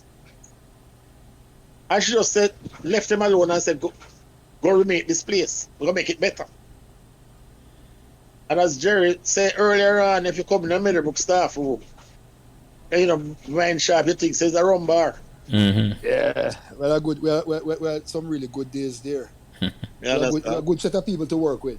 I mean, lasting memories. And many of us, kept in contact and so on. But yeah, it was a good time. But Becky summed what it kind up of perfectly. argument to fly across the thing and what we are arguing about? How to make students better. Yep. No, what you say about Miss McLennan is very important, and when you say you don't get a chance, it's not all about, because even last week, when Greg tell him story, towards the end him tell you the story, say, his mother never make him take CXC, because his mother think him a high-class school. And 2 weeks before the exam, Miss McLennan, him gets in a trouble and call her in her office, and she said to him, say, how come you waste time, I need the exam, him not an exam. Mr. Clennan wrote a letter for him carried on a CXC office for a late entry, and then about take 5 CXC, and that changed him life. Him talk about it last week. You can't go listen it. It was a powerful. I never know that. Freddie can't tell the film story I know about Miss McLennan. Freddie, you tell them exactly, because you're right. As I said, we never leave out Becky. We was coming to her because you're right. In retrospect, like you, me and Miss McLennan never really take tea either. Right? So that is clear. That's why I want to campaign for me. But the things that I want you to do for people, like, all of the people want to come out here and talk about. Yes, talk about Miss McLennan. Miss Becky was Miss McLennan was my friend from the first day me walk inside of me. Because she take me, and she know me come in for football and all that. And she just said me going to Sanders.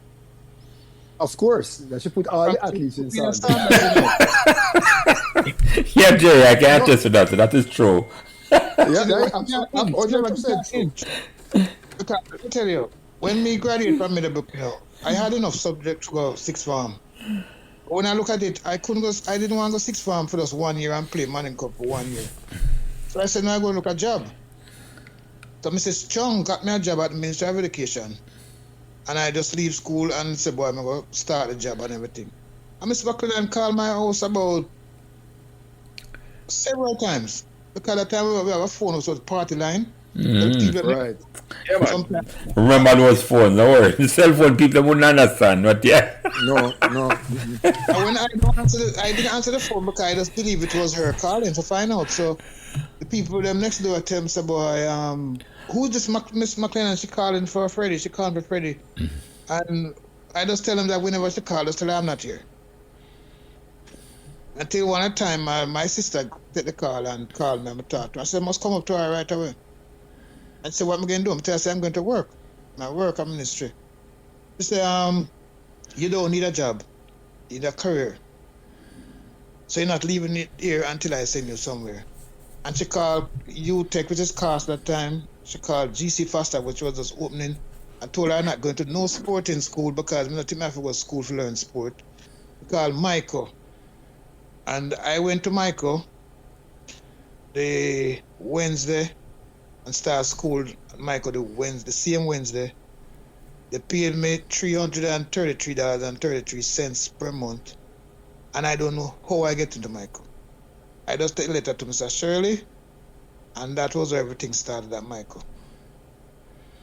No, she was a great person. There's no question. But And she, when I came to Meadowbrook, she was there, and they were very small staff, and she was there from at least 1968. And I get before, so she knew how the school was built and everything. yeah, I think more than any other teacher, that era that Becky, you're right about her.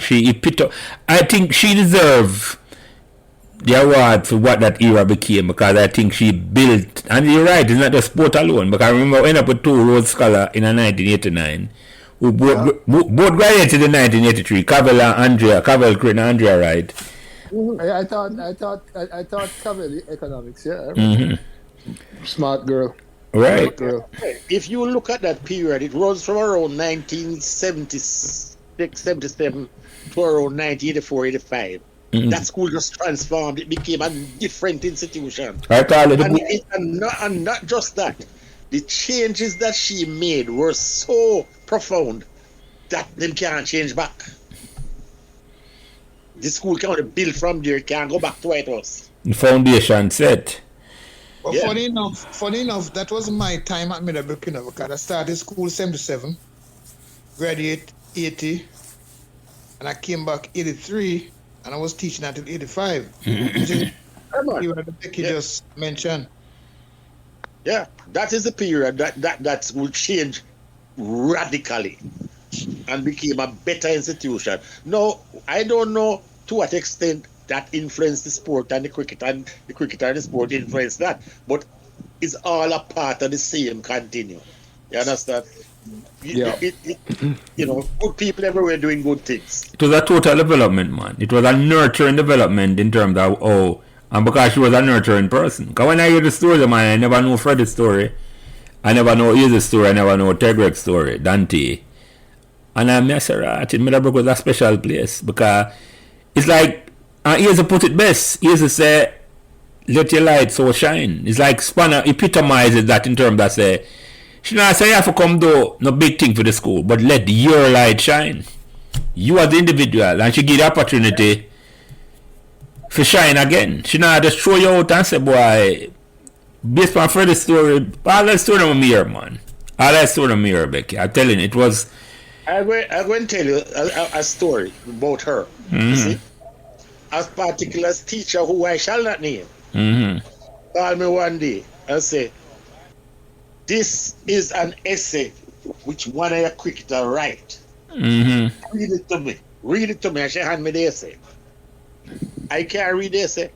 I can't identify a single English word on the essay. She said to her, I said, but I can't read this. She said, that's just the point. That's just the point. This is the boy that you have me now. I'm supposed to teach him. He is in fourth form, and that is what him write. And you want me to teach him. What am I going to teach him? Say. She said, this cannot work. This cannot work. It don't make sense. So I going to tell Miss McLennan that I can't go no further with this. Later on in the day, McLennan called me and she said to me, hello, you hearing me? Yeah, man, go ahead, Becky. You can't sound this, but go ahead, we're here, yeah. How in there? Becky? All right. I had to, that call was coming in, I had to terminate. Okay, all right. Okay. So she called me and she said to me, say, what the teacher had actually complained to her about it. So she said, Sir Beckford, what she expect me to do with him? What she expect me to do with him? Put him out on the street? Well, I'm not putting him out on the street, So you and Mr. Here find somewhere to put him.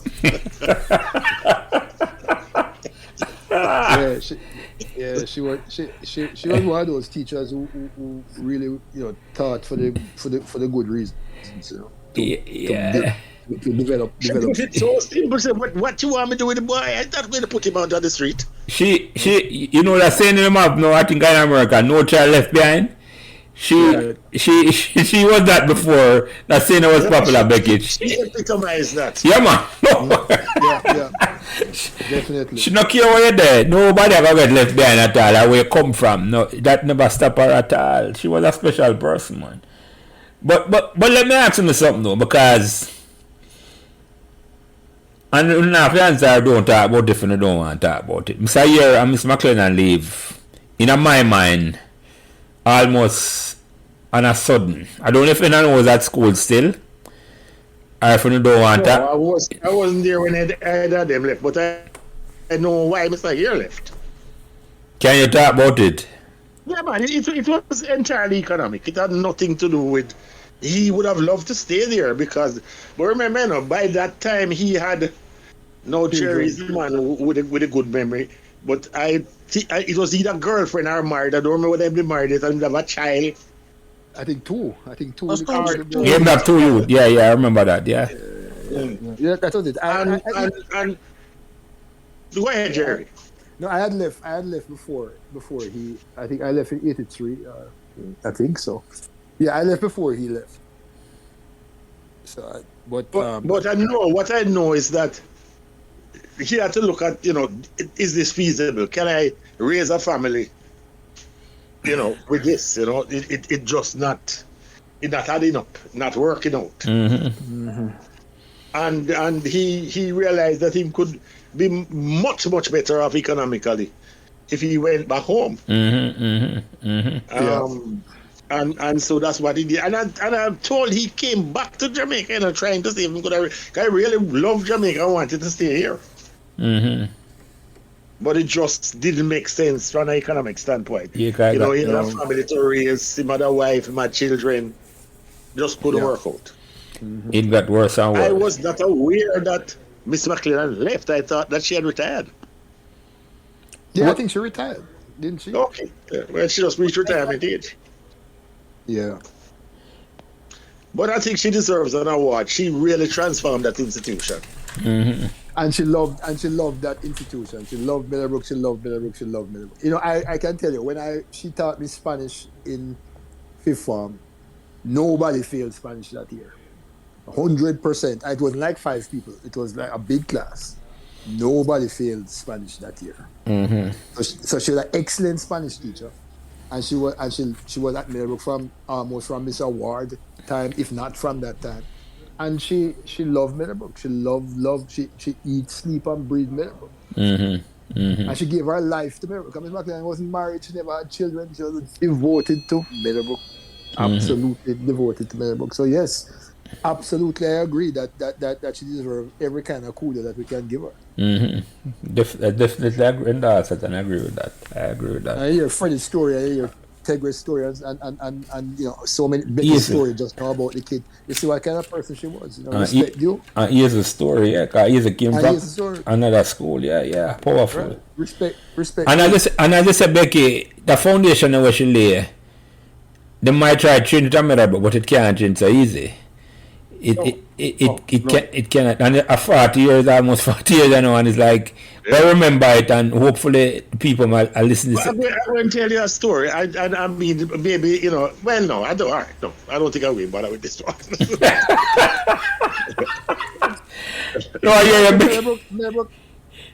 Meadowbrook continues to do well. I see Meadowbrook scoring high in terms of passes and so on. Everything. Yeah, we're at the top. That's the point I'm making, Jerry, that nobody can change it again. She made the foundation so strong it can't change again. Yep, I agree with that. I think Meadowbrook in the top 20 in terms of high school ranking. I think, and that's a certain. I saw them there the ranking out recently. So yeah, I may be wrong, but I never look on it carefully. So yeah. But let me ask you one something then, though, because as I said, Jerry, we're not there all night, so let me just ask. The most memorable moment in that period phone in terms of say, and no matter if off the field training, match, a classroom experience, anything, the most memorable moment for you first, Jerry. Boy, that's a tough one. I don't know. Maybe teaching and Jerry, probably I get a call like you, Becky. Oh, okay, fine. Could be. Yeah.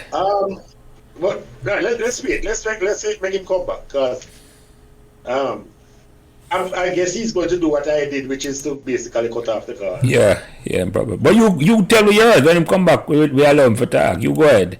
Well, you were talking about you were saying not necessarily the sport, anything classroom, anything, Becky. The most memorable moment you have in a day. Well, I'll tell you something. You know, what I think is that I tell so many people that my most remarkable thing about my teaching career at Meadowbrook, the teaching side now, the teaching of chemistry, was that I graduated from university with a degree in chemistry, thinking I know chemistry. And I had to teach some students who were so intelligent, so bright, so smart, so perceptive, that I had to learn chemistry all over again just to teach them.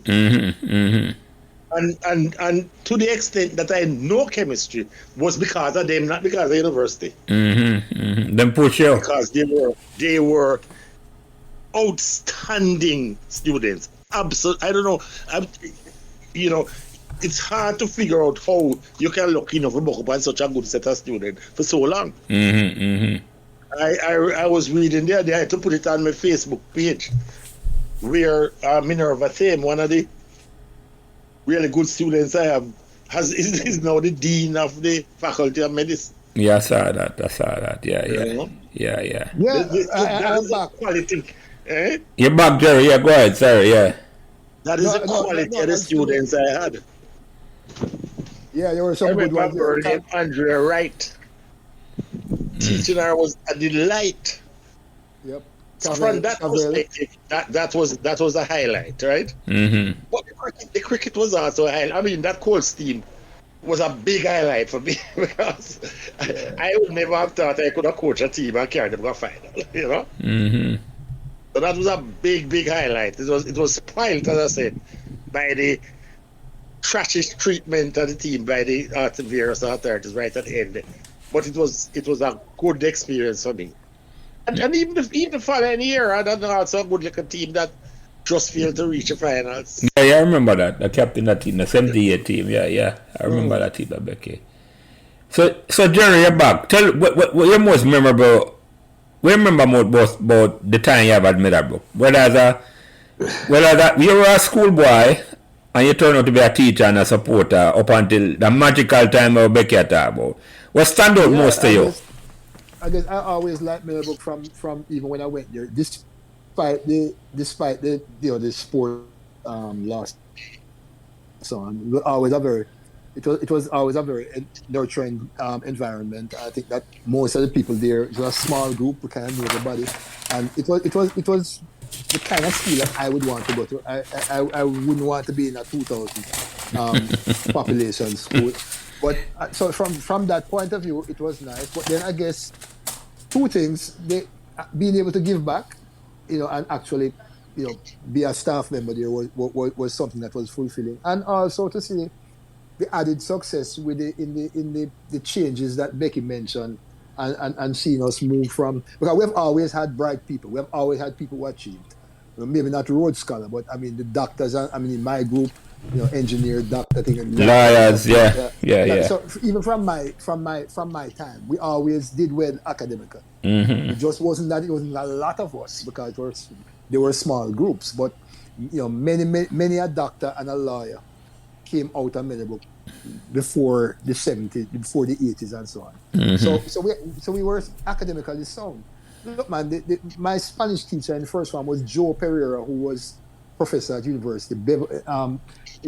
People. Elsa Leorini was my biology. She was dean at the university, right? Yeah. So these are the kind of quality people that set up with a physics, degree with a mathematician and physicist. So we have always had.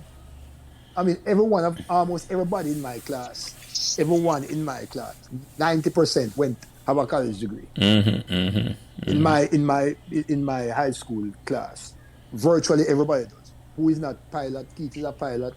Some of them were in the army. Andrea King is a lawyer, and so on and so forth. So that was always there. We were never lacking in academics, but this added thing what Becky said, that kind of swagger that we never had. Yes, sir.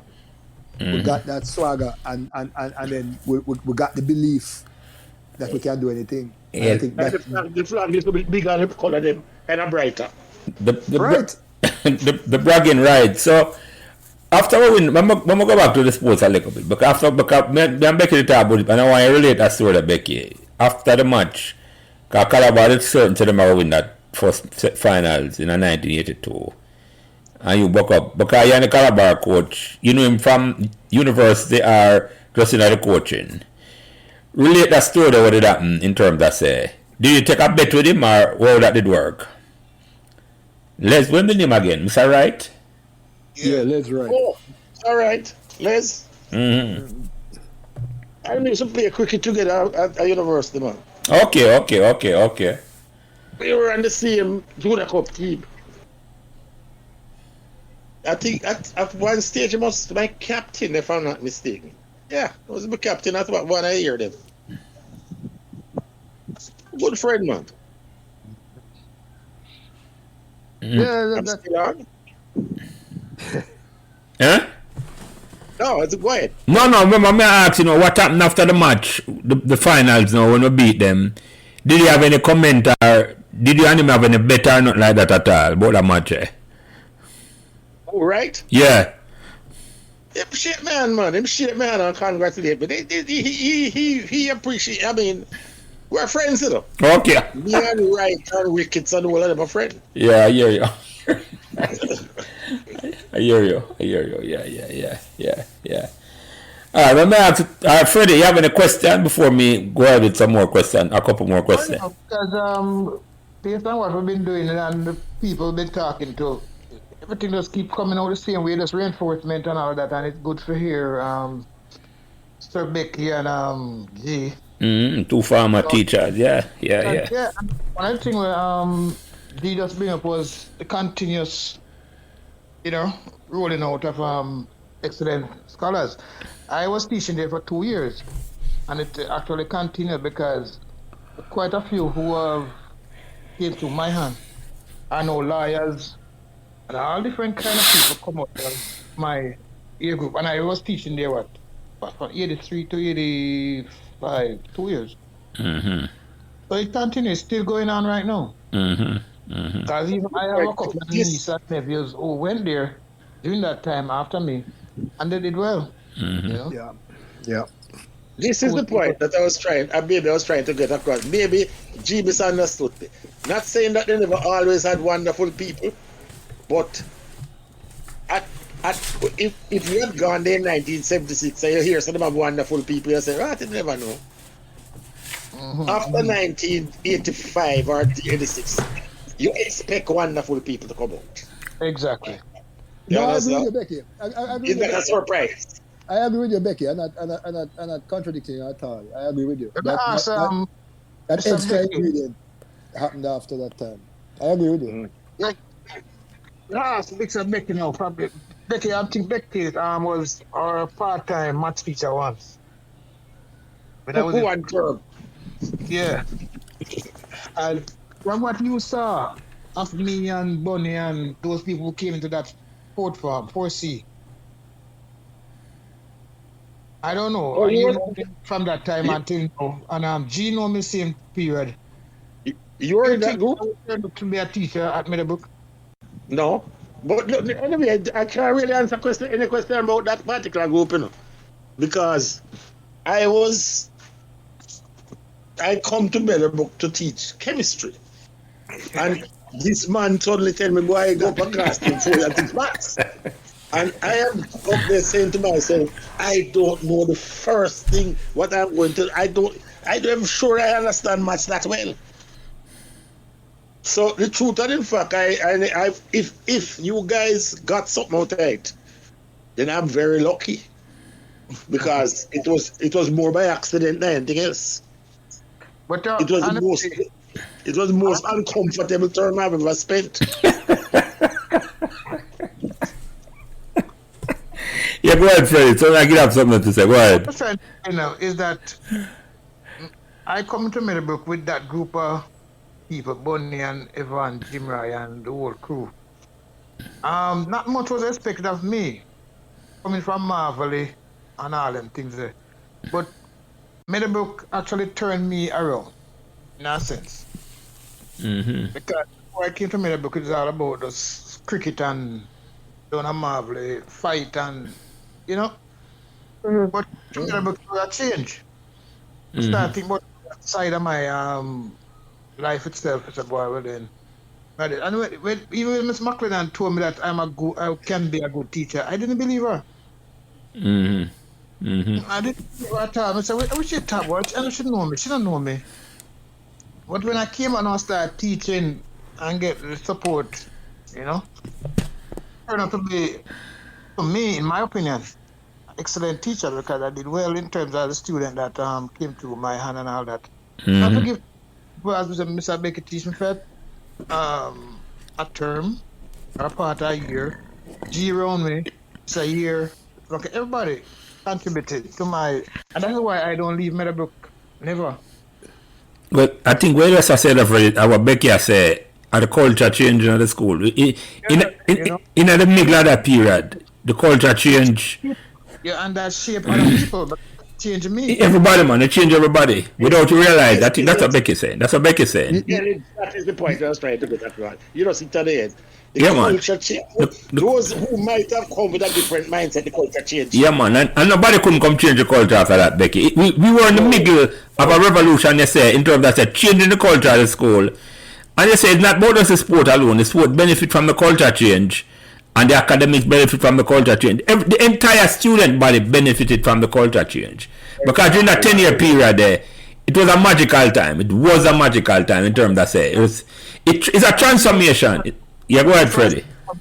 That's why I say that, because what Becky said, the time between 76 to 86. 77 To 86, that 10-year period, 76 to 86, yeah.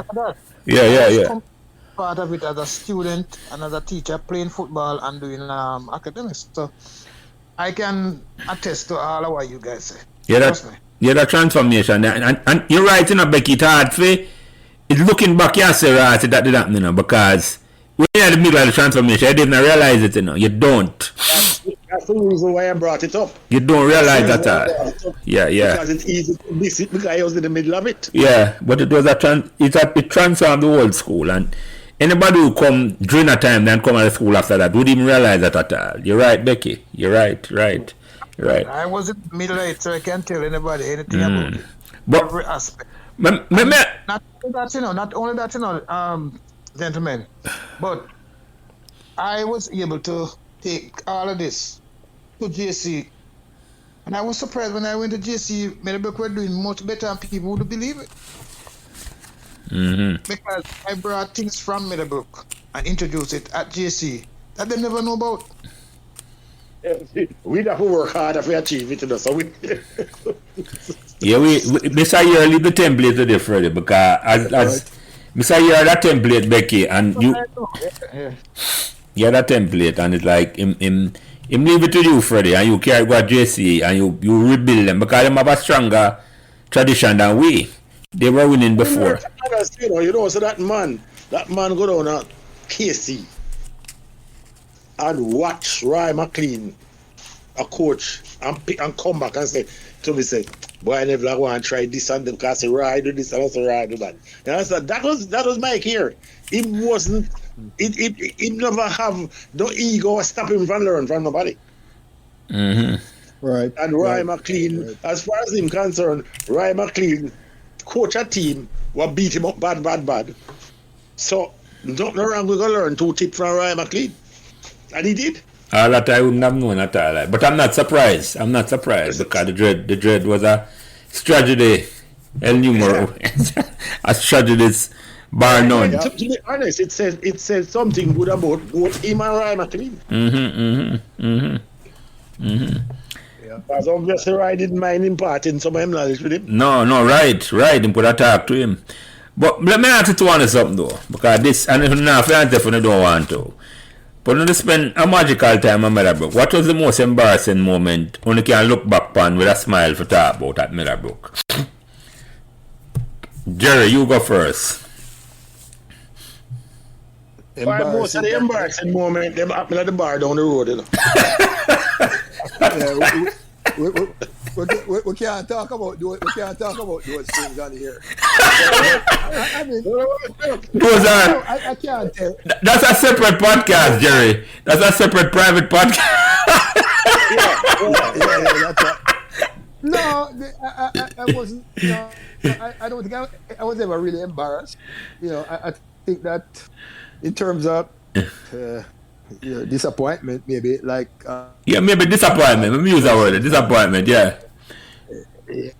I thought we could have done, I thought we would have done better than that. I never expected that, but it happens. Embarrassment. I think one time as a teacher, I tried to be a good teacher. I tried to respect every student, but why teachers are human, right? You have a bad day, and you go in the classroom, and there was this guy. I can't remember his name now, and I wouldn't call it anyway, if I did remember. But playing the ass, and he said. I said to him, I said, you may as well just, pack up and go down to Coronation Market and push the handcart, because that's probably what is going to happen to you. Yeah. And the students laugh, and immediately I felt, like, why did I say that? You want to take it back? I took it back. Right. I took it back right in front of the class. I Mm. said that I should never have said that, and I apologize. So I could apologize to a student. That's the only time I can think. I felt bad about something teaching, because I think every other time, I think we had a nice young staff room, Becky, myself, and I think we were kind of progressive. So we were kind of like into each child as a unit, as an individual, and not to prejudge. I think I did that for the most part. But like I said, every now and again, you lose your cool, which is when you shouldn't. And I can say, it's the only time that I can remember losing my cool. But and it is something I regret, no doubt. And I tried my best. And he and I are good friends now. But at the time. Yeah. But that I regret that. But other than that, I had a great time. I had some great students, and lots of good successes. I got along with all of my students, and I enjoyed teaching. So yeah, it was a really good time. And like I said, great staff room, progressive staff room. We were like really trying to make a difference. And Miss McLennan was, as the leader at the time, supportive for most things. She have to have our discipline thing and all of that. But I think we did things. I think that the staff was integrated. I mean, I remember we used to play, staff matches, cricket matches against the students. Netball matches against the netball team and the staff. It was fun. It was really a good time. I remember we used to go night time, go play badminton with one another thing. Badminton with teachers, yeah, we had a good time, and I think that we, it's a good bunch of people, and maybe that is what contributed to the whole changes that Becky alluded to. That's where that was Becky. Yeah, we had some really good, positive younger people. You had older people in there, but I think the young teachers kind of brought an energy that maybe wasn't there that much before. And it was a bunch of us: Helen, Baba, me, Becky, Lennox Doom was a excellent person. Winston Lawson, Valerie Nelson, Valerie Nelson, Rory McGregor. I mean, we were more. I guess we were more in tune with the kids. 'Cause look, when I went to Meadowbrook to teach, I was 20. Right. So I teach in sixth form when I was 18, 17. So I mean, so it was. Teach your age group. Pretty much, Yeah. So and Becky them too. Becky and Rory, we were all just out of university. Yeah. It was. I guess we had more. We could communicate a little better with some of the kids, because we were closer to them in age and so on. But it worked out though. Whatever it was, that chemistry worked, and I think that it really was a good time. It was a good time for me, and it was a good time for Meadowbrook. Becky, go ahead, Becky. Sorry, yeah. I'll tell you an interesting story. I used to be a senior teacher, so we used to have a senior teachers meeting before the day before the general meeting at the beginning of the school year, right? So at this particular senior teacher meeting, we had created a class, which was probably a bad idea. We had created a form named 5S, which means 5 special. and in that group was all of the athlete them, the footballer them, the cricketer them, the sports, pure sports people then, right? Yeah. And you always have a leader. A leader. A faction of the staff who believe that this is a bad idea, and why do we have these people in the school and all of the thing, So Mr. McLennan now is assigning farm teachers. Now, bear in mind, me teach chemistry. My student, them is the brightest student in the school. So when Jim go through now for assign the farm teacher then, and she said 5S, and she points to somebody, says, no, not me. Another person, no, I am not doing that. I have more important things to do with my time. And nobody would take the farm. And I said, give them to me, I'll take them. And that I think that was a year before I left, if I'm not mistaken. And the first morning we go for farm, what you call it now, farm time. Farm prayer, they call it, or something like that. Farm prayer. Whatever. No, you have a period once a week where the farm teacher meets with the farm and just deal with farm business. Farm meeting, yeah. And I went there, man, I never have a clue what I was going to do. But when I go in there, I say, here, what I want, I want everybody to get up and take all their desks them and put them at the back of the classroom, pack them up, one on top of the other, and make a big empty space. And all I chair them want to put in a circle. I will make them put in a circle. I say, I want to tell you, when everybody sit on me, nobody expect anybody there to do well, except me. So me and you will improve everybody around. What is about that? And I tell you something, Prince. That was with all of the road scholar them and thing I teach. That group of students I will never forget. Because they never let me down and improve everybody around. In the whole year, they could not point to one serious disciplinary problem that they encountered with the group that nobody wanted. So it's just how you see things. It's the kind of things where if Jerry didn't, they would probably say the same thing and do the same thing. So you want to name some of them students that you don't want to? Not really. I don't. Understood. No, you don't have to. That's why I was going to tell you something that happened, which, if I can probably tell you this one. I reimagine it. Years later, I was working in a private sector company, and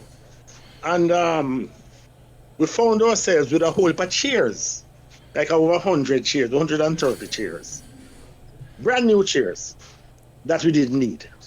And these are chairs, the same kind of like what students use in the classroom. And I decided to donate them to Meadowbrook. Because that's the first thing come to mind, give them to Meadowbrook. Come Meadowbrook, are you at school? I'm at school that. I mean, me go campaign, but me not give nothing to campaign. Campaign don't need nothing, as far as me concerned. And I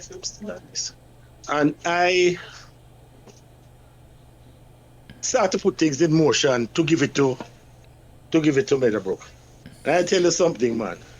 I said to myself, why Miss McLennan can't come back to this? Because if it's Miss McLennan who I was dealing with, man, them chairs that reached Meadowbrook from last week. And it took me all kinds of problems to get the chairs to the school. And it is something like that just showed me the value of McLennan, you know? Because if she was sitting in that chair, you wouldn't have mentioned it twice. If she have carried them on her back, she'd have carried them. But I remember right at the last, I said to Carl and say, is there a possibility that they can send some transportation? Them say, no, them. You don't have to find transportation. It's a different environment, a different vibe. But let me ask you something. Can I bring up something? Jan Gerald mentioned something, and it's like on a glass of white. And the two I know work with two, in my mind, pivotal teacher in Meadowbrook in that era. Mr. Tapp and Miss McLennan. And where, how much were they alike and how much were they different in terms of, say, the same style. The same style. Because the two I know work with them. Sure, answer that one first. Yeah, Mr. Top was a more calmer personality. You know, Mr. Top was cool and calm and commanded respect. I think Miss McLennan was a little bit more maybe emotional. Mrs. McLennan was, I think she dean of discipline or something at one point. And don't forget Mr. Chin too, you know. I don't know if you guys know Mr. Chin. Yeah, man, I know Mr. Chin. I don't think Freddie knew Mr. Chin. Went down to Titty. I know him, meet him in Tishfield. Yeah, he was a very important part of the Meadowbrook story also. But Miss McLennan was more a little bit more emotional. Let me use that word. and so she would kind of wear her feelings on her sleeve a little bit, and very quick to discipline. Mr. Top kind of commanded respect. Like you see him coming, and people would just do what they're supposed to be doing. Mr. Top coming, so there's no question that he way. But maybe a few people would try to be a little bit, a little engaged in a little banter with Miss McLean. They would never try that with Mr. Top. But working with both two different styles. So like I said, Mr. Top more quiet command, Miss McLean a little bit more animated, but I think that they were both effective in their own styles. But in terms of caring for the student, you think both of them are the same thing in terms of how them look out for the student? Yeah. You know what, Mr. Top was at Calabar before he came to Millbrook. I didn't know that. Yeah, he was the vice principal at Calabar, and then when Mr. Bogle left, I think Mr. Bogle migrated. I guess the vacancy came up, and it was a nice gig because look, man. I mean, I don't know if you guys know that house. Yeah, man, I know that house, man. It's a massive house, with like a really nice house. It's like an estate house, yes. Yeah. I mean, I used to go over there and think when Mr. Bogle kids, we used to hang out together because we were kind of like the same age. I mean, really nice place. So I mean, it was a good job, and he became and. I thought he was effective. I mean, people love Mr. Top. I can tell you. I mean, like he was loved by the students in my time. Yeah, I have good memories of Mr. Top. Even when he came one time, but yeah. yeah. Well, that I mean, we all know about that. After assembly, I would like to see. Once you hear the names, man. I remember one time we got in trouble and one name and we were there in his office and one person started to chime up and like giving a opinion, and it turned out that he wasn't even there when the thing happened. So Mr. Top said, like when I said, Bell Davis, were you there? No, sir. Get out. Get out of my office. But Mr. Top was, loved. I think I don't know any student that in my time and any time that he was there that didn't really rate him highly. And Miss McLean the same thing with a different style. Yeah. I think Miss McLean was more of a Meadowbrook person in the sense that she identified with Meadowbrook from the beginning of Meadowbrook, pretty much. Mm-hmm. Almost when the school just started, she was there. She saw herself as as a Meadowbrook person, just like how she saw herself at a Saunders house. Yeah. Right? Yeah. You think about it.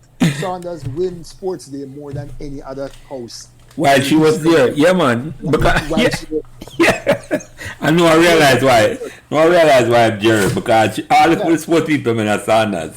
Oh yeah, and she felt that, and she just as though she pushed Saunders, she would push Meadowbrook. Yeah. Different styles, but Meadowbrook was lucky to have both of them. Yeah. Mr. Top left because of the thing, the crime and the thing, and I mean, I remember they broke into his house like twice. I didn't even know that, really. Yeah. Yeah, I remember one day they went out and they came to my house because the front door or something. They realized that something was happening and called the police from my house, and I think that is why he left. He went back to Barbados. Yeah, that's understandable. If you live in a foreign country and your life at risk. Yes. Right. But he was not Jamaican and his wife was not Jamaican. Mm-hmm. So they kind of like. But he lived a long time in Jamaica. But I think he would have stayed because he had a lot of friends. Mr. Top used to have some. I mean, drinking things at his house every single night. But I mean, lawyer, Morty Perkins, people like that, lawyer, doctor. Every evening they would be like there, And I even one day I tell you a story about Mr. Top. One day Mr. Top has his group over on a weekend, and his backyard cricket they're playing. Yeah, and they love cricket too. Yes. So I think that Mr. Top would have stayed in Jamaica, but how it go. Circumstances.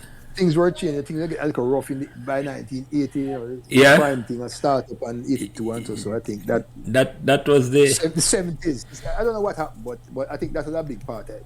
Yeah. That was me personally. He never said that to me, but based on what happened a couple of times, I suspect that they decided that they should Well, They should have. it was him alone. A whole bunch of Jamaicans left Jamaica at the time, 1979-80, about that election time. So that is... And he wasn't Jamaican. Right. He did He have a big loyalty there, right. So Becky, the difference between the two of them now are the similarities. I'll tell you something, you know. I think both of them fit the role that they had to play. Top was a man who very structured thinker and he established the structure. You know, when I came there, the school was a very structured school, very disciplined institution, all of that, you know. Would he have been the perfect person to expand the institution? I'm not sure.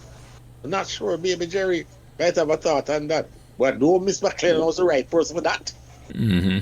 You know, because she was dreaming of a greater Meadowbrook, a bigger Meadowbrook, a better Meadowbrook.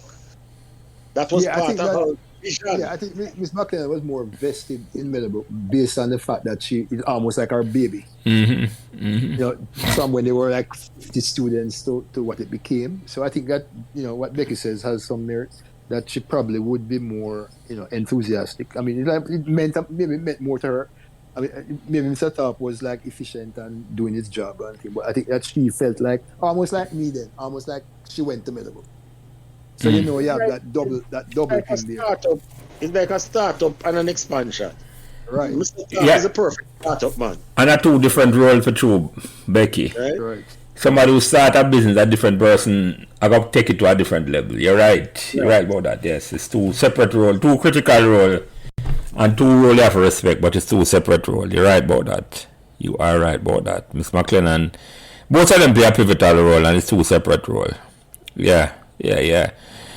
Freddie, we're almost up on 2 hours now, and I don't like keep the people in for longer than 2 hours. Although these gentlemen look like them are hold them on. Them are hold them in good, so we don't have a complaint.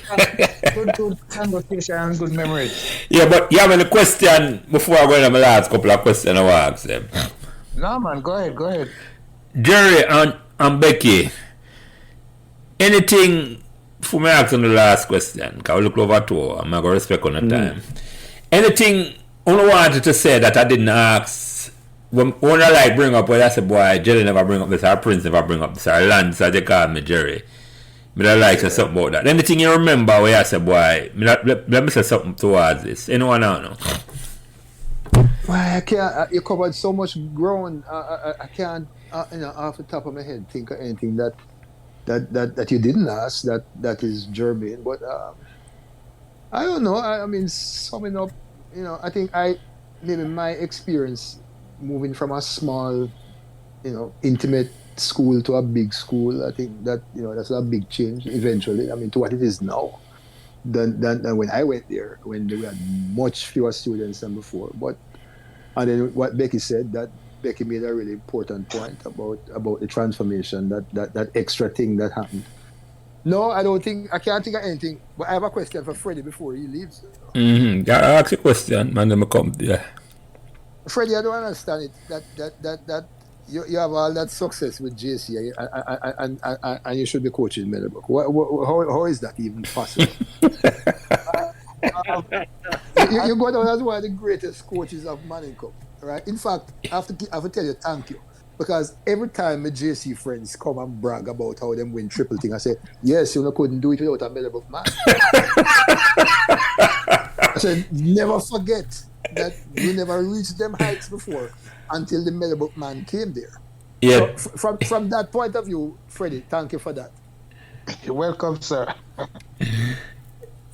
Yeah, but explain to them, answer the question, Freddie. How come you end up at JC and not Meadowbrook? I think that's a critical question. People are up on the mind. Yeah.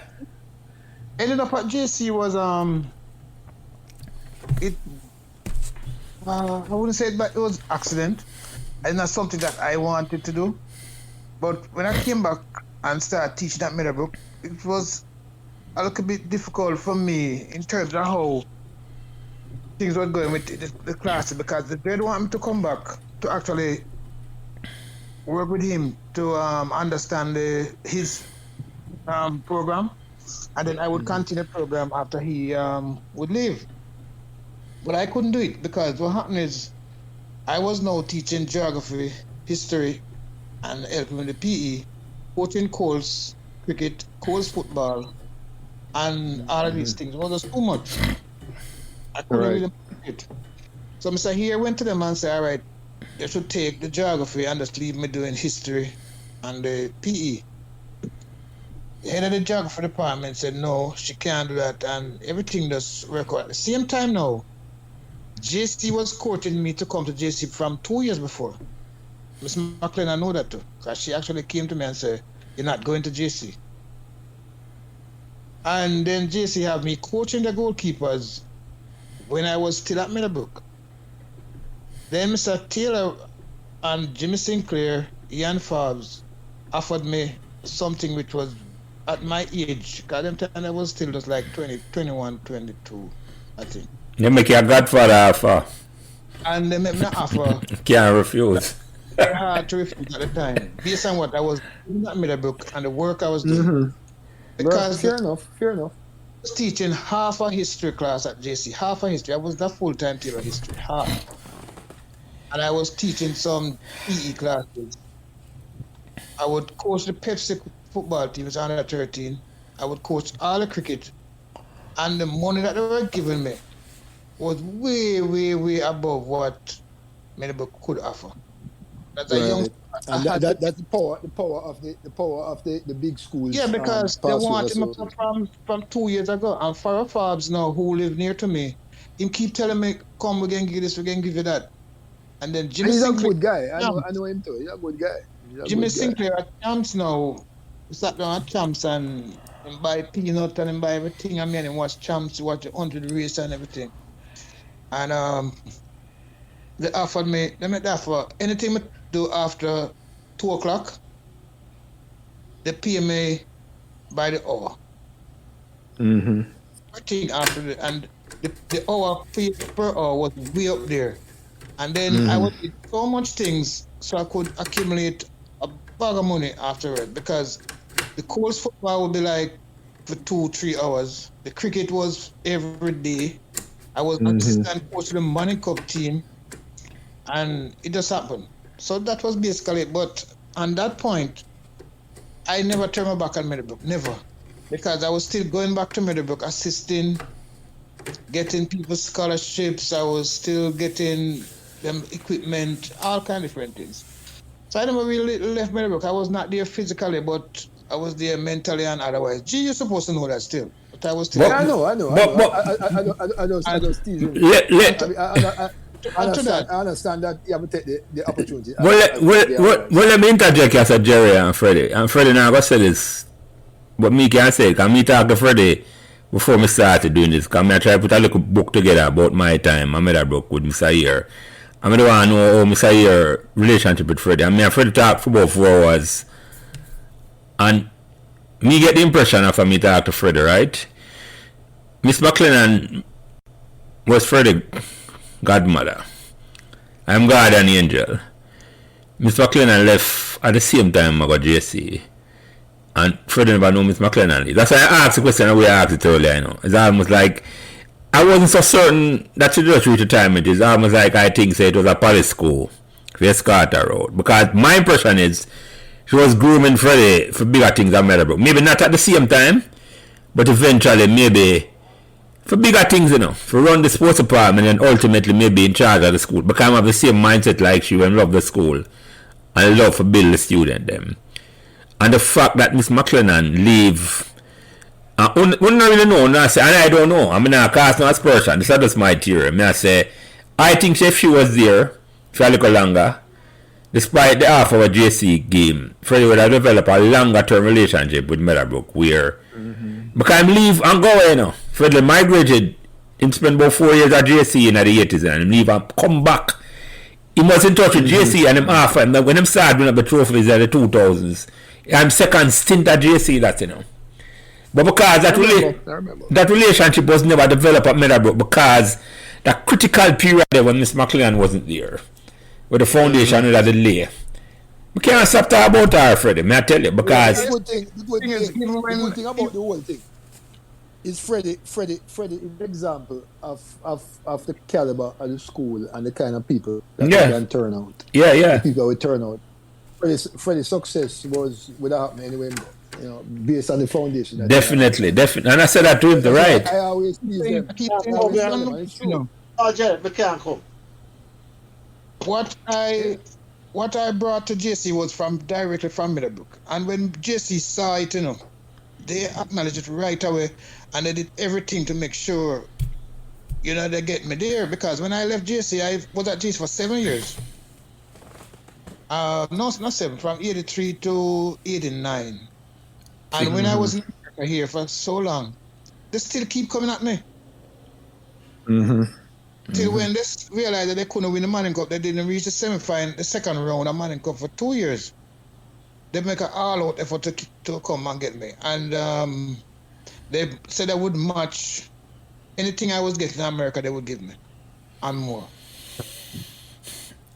You see, that's the thing that Middlebrook never had, that kind of resources. Because Yeah, I might, the kind of money. Yeah. I might still not even know Jerry, all right? No, we don't, because if you just look at JC, is one of the establishment schools in America, in Jamaica. So look at how many people. The man of Gamble Stadium, Jerry. Exactly. One man had enough money to millions of dollars. Just one man. Right? So we don't have that kind of. Not yet. But we can't. Not yet. We can't build it. Yeah. That stadium came out as something that I started, People don't realize that either.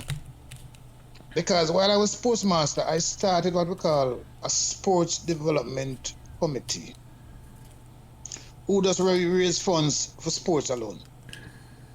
And people start reaching out to all the old boy them. And Danny Williams was the one who came to me and said, Mr. Henry, you can stay here, you're not going nowhere. And then when I came back to JC, I wasn't the only, I can't say it now because it's not no secret.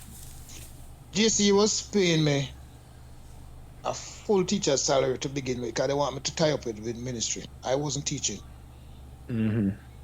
I was coaching football and I was the highest paid coach in the country. I talk about everything. Premier League, every kind of football. I was driving a JC car. I was living in a JC house.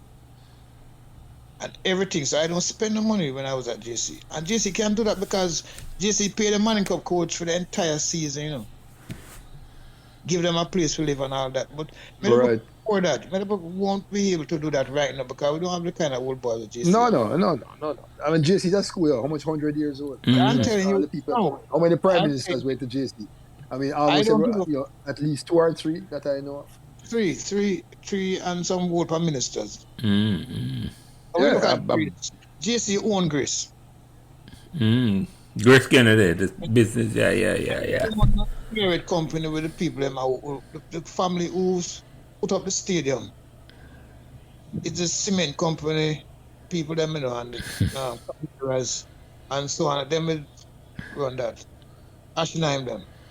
And then you have the Alexanders, you have the Carl Alexander and Film Crew. There's so much. So anything you want, you get it. When I won the triple with JC, before I won the triple, Danny Williams said to me, Mr. Henry, you won the Manning Cup, you won the Oliver Shield, but it's not finished until you win a triple. And he said, what you need to win the triple? I said, I need a field. And him give me everything and we win the triple. When we win the triple, him try again and we just leave after the triple.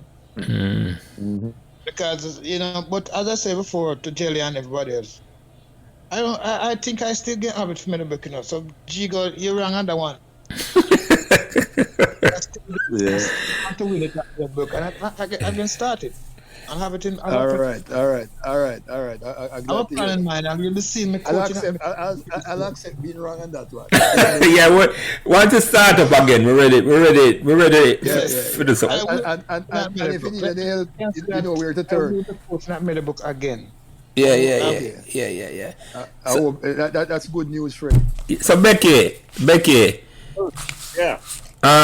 Any question me never ask you, or you think you want to ask, or just like Jerry have a question for Hitchcock, or any question you want to ask me or Hitchcock? I I think you guys covered just about everything and more actually. So I don't really have, the only question I have want to ask is do you have anything to do with even Meadowbrook? Because I know the reason why I want to ask is because I see Jerry make some posts on Facebook from time to time. So I suspect that both of us were very happy today watching the Kevin De Bruyne masterclass. Yes, Becky. You and I are on the same camp right there. When you're talking about the United, the derby game. Yeah. The derby game, yes. Get them 4-1. Yeah, sorry, that. I take it to our both light blues fans. It looks so. Yes, Becky. I know you're a smart guy. Well, we will see at the end of the season. Manchester City is an example of this thing. You weren't winning anything until you get organized. Yeah. That's it. You build a thing. You get a coach, build a thing. Yeah. Build a thing. And that is what we did. And that is the only way you can go. Mm-hmm. You know, Meadowbrook was losing games to schools. I mean, you just hear what Freddie just told you.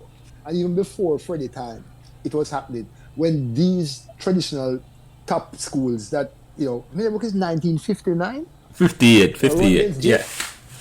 JC is from before colonialism and everything is still going. I mean, 200 years old, 50, 200. Yeah, Gerald Waller School, 17 something like that. Yes, exactly. Right, so you're talking about we were competing. Despite the disadvantage with size and all of that, we were also competing with organization and money that we never had. In fact, what we did with the cricket and the football in our time, with the resources that we had, is almost impossible. It's miraculous, Jerry. I say that all the time. So what we achieved in other period there, with the resources and the players that we had, yes. I mean, where Mary could ever get the money to, I mean, if we were able to pay the dread like how JC could pay Freddie, he would probably still be there. We're not to leave, right. We wouldn't have to think about migrating, right. I remember, you know, so I think that you know we it's amazing what we achieved, but it was hard work, and we still employed the basic structure that you need to be competitive. We never had quite the money, but we had the commitment and the energy and the manpower, and we did what we could do, and it worked out. And I think that if we had a sustained group of people like that, we would still be winning, you know, more than we're winning now. But I think that we just don't have. We're still competing against them. You mentioned something critical. Get the money to pay for it. You mentioned something critical, Jerry, and I think about it as you're talking. You know, it's like a man like Mr. Here now got them big brand name school, you know. Them couldn't pay him for go teach at JC or Woolmad or nothing, you know. But him love for Meadowbrook, you know, it's almost like if we have the resources. And if Jamaica did different, you could have say where you could have built a system, because it's a different personality. That the same thing with is the love for Miss McLennan and people that does that for the school, where it's money couldn't buy it, money can't buy it at all. Money can't buy it. The mindset, Meadowbrook is a different mindset, right? Because I grew up in Meadowbrook and Havendale. I'm a Meadowbrook man from a community, right? And I had a lot of friends that we grew up with, because we all play football even time together. So they went to all the schools, all the other schools. We had friends from George's, Woolmad, JC, KC, and you know, good friends. But those schools, those kids were going to schools that were traditionally successful schools in sports. So it was like from first form, that is what they knew. Like KC will always compete, right, in Manning Cup. JC will always compete, and so on and so forth. And Meadowbrook never had that, so we kind of developed that along the way. So my journey was different from theirs, because I never went into a traditional sports school that was successful all the time. Because how long KC been winning Manning Cup and JC and everything? I mean, you know, many years. No, because school Jerry and JC are win champs for 15 straight years. I mean, I think that can be repeated. There you go. And KC too. KC for one. KC, I mean, not JC. KC, yeah, with George Thompson, yeah, right. yeah. That is. I remember the hunt. You're supposed to know them. Yeah, man, them have sister come on Meadowbrook, man. Yes, two sisters. Right, yeah. right. Cheryl and I think, forget the other one, yeah. Yeah, and I know them from before. I know them from in the area, right? The father went to KC. Yeah. And 4 boys. In fact, you know Wagga, right? You Freddie must. Yeah, man, yeah. Yeah, right. You thought Treddy, right? And Treddy was really, really good. Gifted. Really, I play for KC. Now that father went to KC. There's no way that any of them were going to go to any other school. Not even Meadowbrook. You mad? Cheryl Hunt was the sister that Cheryl came to Meadowbrook. But the 4 boys went to KC. Yeah. So for us, it's a different journey. It's a different journey. I mean, I respect all schools, and these guys were good friends. And you know what? Yeah, go ahead, finish up. Because I come to my last question, Jerry. Because this is you talk about something. It was just a different journey. And maybe that is a little bit more, a little sweeter when you grow with it. You grow, yes. You come from, yeah, man. You create something. It's like you're creating something, Jerry. That's what we go through. And Becky described it best, man. Like a metamorphosis in a time where. But let me ask you one or something. Right. Last question. I'm going to ask you one now. What made Meadowbrook magical? And Becky, you can go first. Right. Repeat that question. What made Meadowbrook magical? All the people, the staff. I don't have to go one step further than that. That staff room. For us who work there, the staff room. The atmosphere in that place, the energy, the vibe, the place make you want to work. It make you feel like you want to roll up your sleeve and go do some work. So give me an example. You have a staff room. I have to say, yeah, go ahead. I have to say the leadership, because you wouldn't have the vibe there without the leadership. You understand? Mm-hmm. Mm-hmm. You understand? The army don't just do things on its own. You have to have a general. Mm-hmm. So, as we say, at the time, we used to knock it with the general, and they realized how good the general was. Yeah, that was McLennan. Yeah. But clearly, it would have had to come from somewhere, and that's the only place it would have come from. Yeah. But that vibe, that atmosphere, that staff room, as we say, make you want to roll up your sleeve and go to some work. Yeah, you come out, it's like, as it struck me one time, Miss McLennan said to him, say, you are Meadowbrook. When she make you feel like, say, Meadowbrook belong to you. It wasn't that job. I hear you. For her. Not for she. No. And Jerry, what made Meadowbrook magical for you? Well, I guess I wore 2 hats as a student. Right. Get it to answer them, yeah. Yeah, I enjoyed it as a small school with really, really excellent teachers. Like I said, Mrs. Leo Ryan, Professor Leo Ryan at the end, and so many great teachers that were there. Maybe they were young too and going through their development, but we had them and we were lucky, and we had some really good academic results from those teachers. The sports was always something that we were good at in the beginning because of obvious, stated reasons. But so I enjoyed going to a small school. I really did. Right? I have no regrets about choosing Meadowbrook, none whatsoever. In fact, I enjoyed my time there. And then sixth form was really nice. When Mr. Chin was the vice principal, and Mr. Chin was like, when you touch sixth form, it's almost like, you have all kind of rights that you didn't have before. Yeah, man. And it was, It was a good time. Yeah. A good time, and we were good. And then, as Becky said, Becky hit the nail on the head. A talented bunch of teachers in that staff room when I went there. I mean, some really excellent people and excellent teachers, and there was no doubt that the school was moving in the right direction. Young, energetic, and I think we all had the kind of ideas that.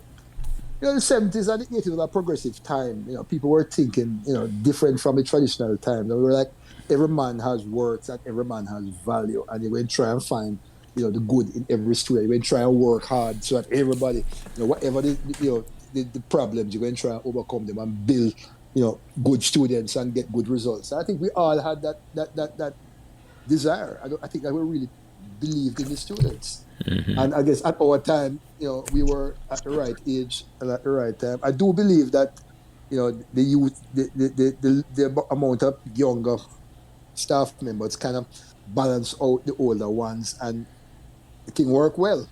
Not knocking the older teachers at all, because they also had, a lot, Miss McLennan, for example, they did their part and so on. But I do believe that the staff room was buzzing most of the time, and we enjoyed what we were doing, and I think that helped. If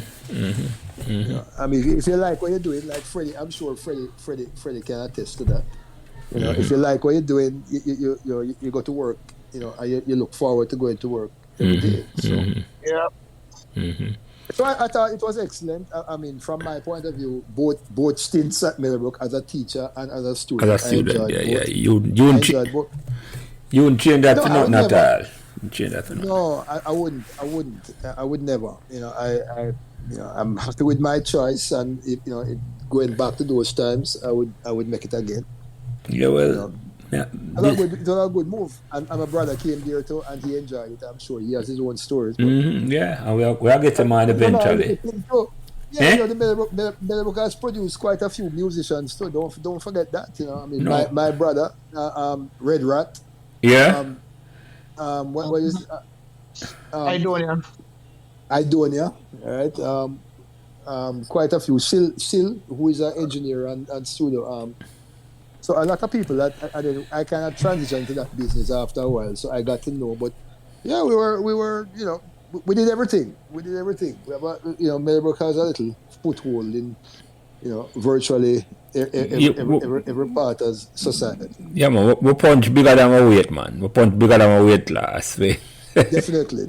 We like the Jamaican track and field team where we stand out, even though we look small but we punch. Because even Freddie achievement alone at JC, and you can use that over and over, Jerry, and man, I run off him out. Oh God, man! Whatever them call, man. And then when they lose now, I said, boy, you need to go back for the middle. I don't use them up at any time. No, I hear you. Yeah, man. I forget about it. One punch, Well, yeah. Well, gentlemen, this was a pleasure. I don't know if you have any parting words. Becky, you have any parting words in the last words? No, just thanks for inviting me. It was a blast, and thank you. Appreciate that. Jerry? Well, Neville, it is good to have a conversation with you for 2 hours, because we haven't spoken for a long time, but it just goes to show how, like we're all on Facebook now, and we still have our little contacts and so on. It's great, and thank God for social media, because it kind of thing. But always a pleasure, Becky, and Jelly, Freddie. Yes, like sir. Becky said, thanks for inviting me, and I hope that other people come on and give their points of view, and keep up what you're doing is a really good thing, and I think that it has a lot of value, and the more people who come on, the bigger it will grow. Yeah, man, I appreciate that. Freddie, any last parting words? Jigo, a number that change, yes, sir? Yeah, Freddie, we have that number, because Freddie and I linked. Freddie, I've been linking for a long time too, and yeah, Freddie, we will link now, because I like what he just told me about. So that my number don't change either. So anytime you want to reach out about anything like that, I'm here. And Benji's here. I know you're in touch with him too. So yes. Yeah, well, gentlemen, I appreciate this, especially Becky, Jerry. Really appreciate you taking the time out and come talk on the thing. And just go down memory lane, because the 2.5 hour fly off so quick. It's like we have bar attack and we couldn't do the barroom talk, so it run off quick same way. So I did appreciate this, and we take it from there. As I say, hopefully other people come out and hear this, and more people want to come on, and not just the members. It's just the members we want to talk about and document it and things. Yeah, so right. I appreciate you coming on, and thank you very much, and by next week Saturday this will come out, so we can listen out for this. So I appreciate it. Thank you. All right, gentlemen. Yeah, man. Have a good night. Have a good night, Bless. everybody. Yeah, man. Cool. Yeah, Come man. on, take care. Thanks for listening to Meadowbrook Memories. And remember to give us all the support and encouragement you can on whatever social media platform you are listening.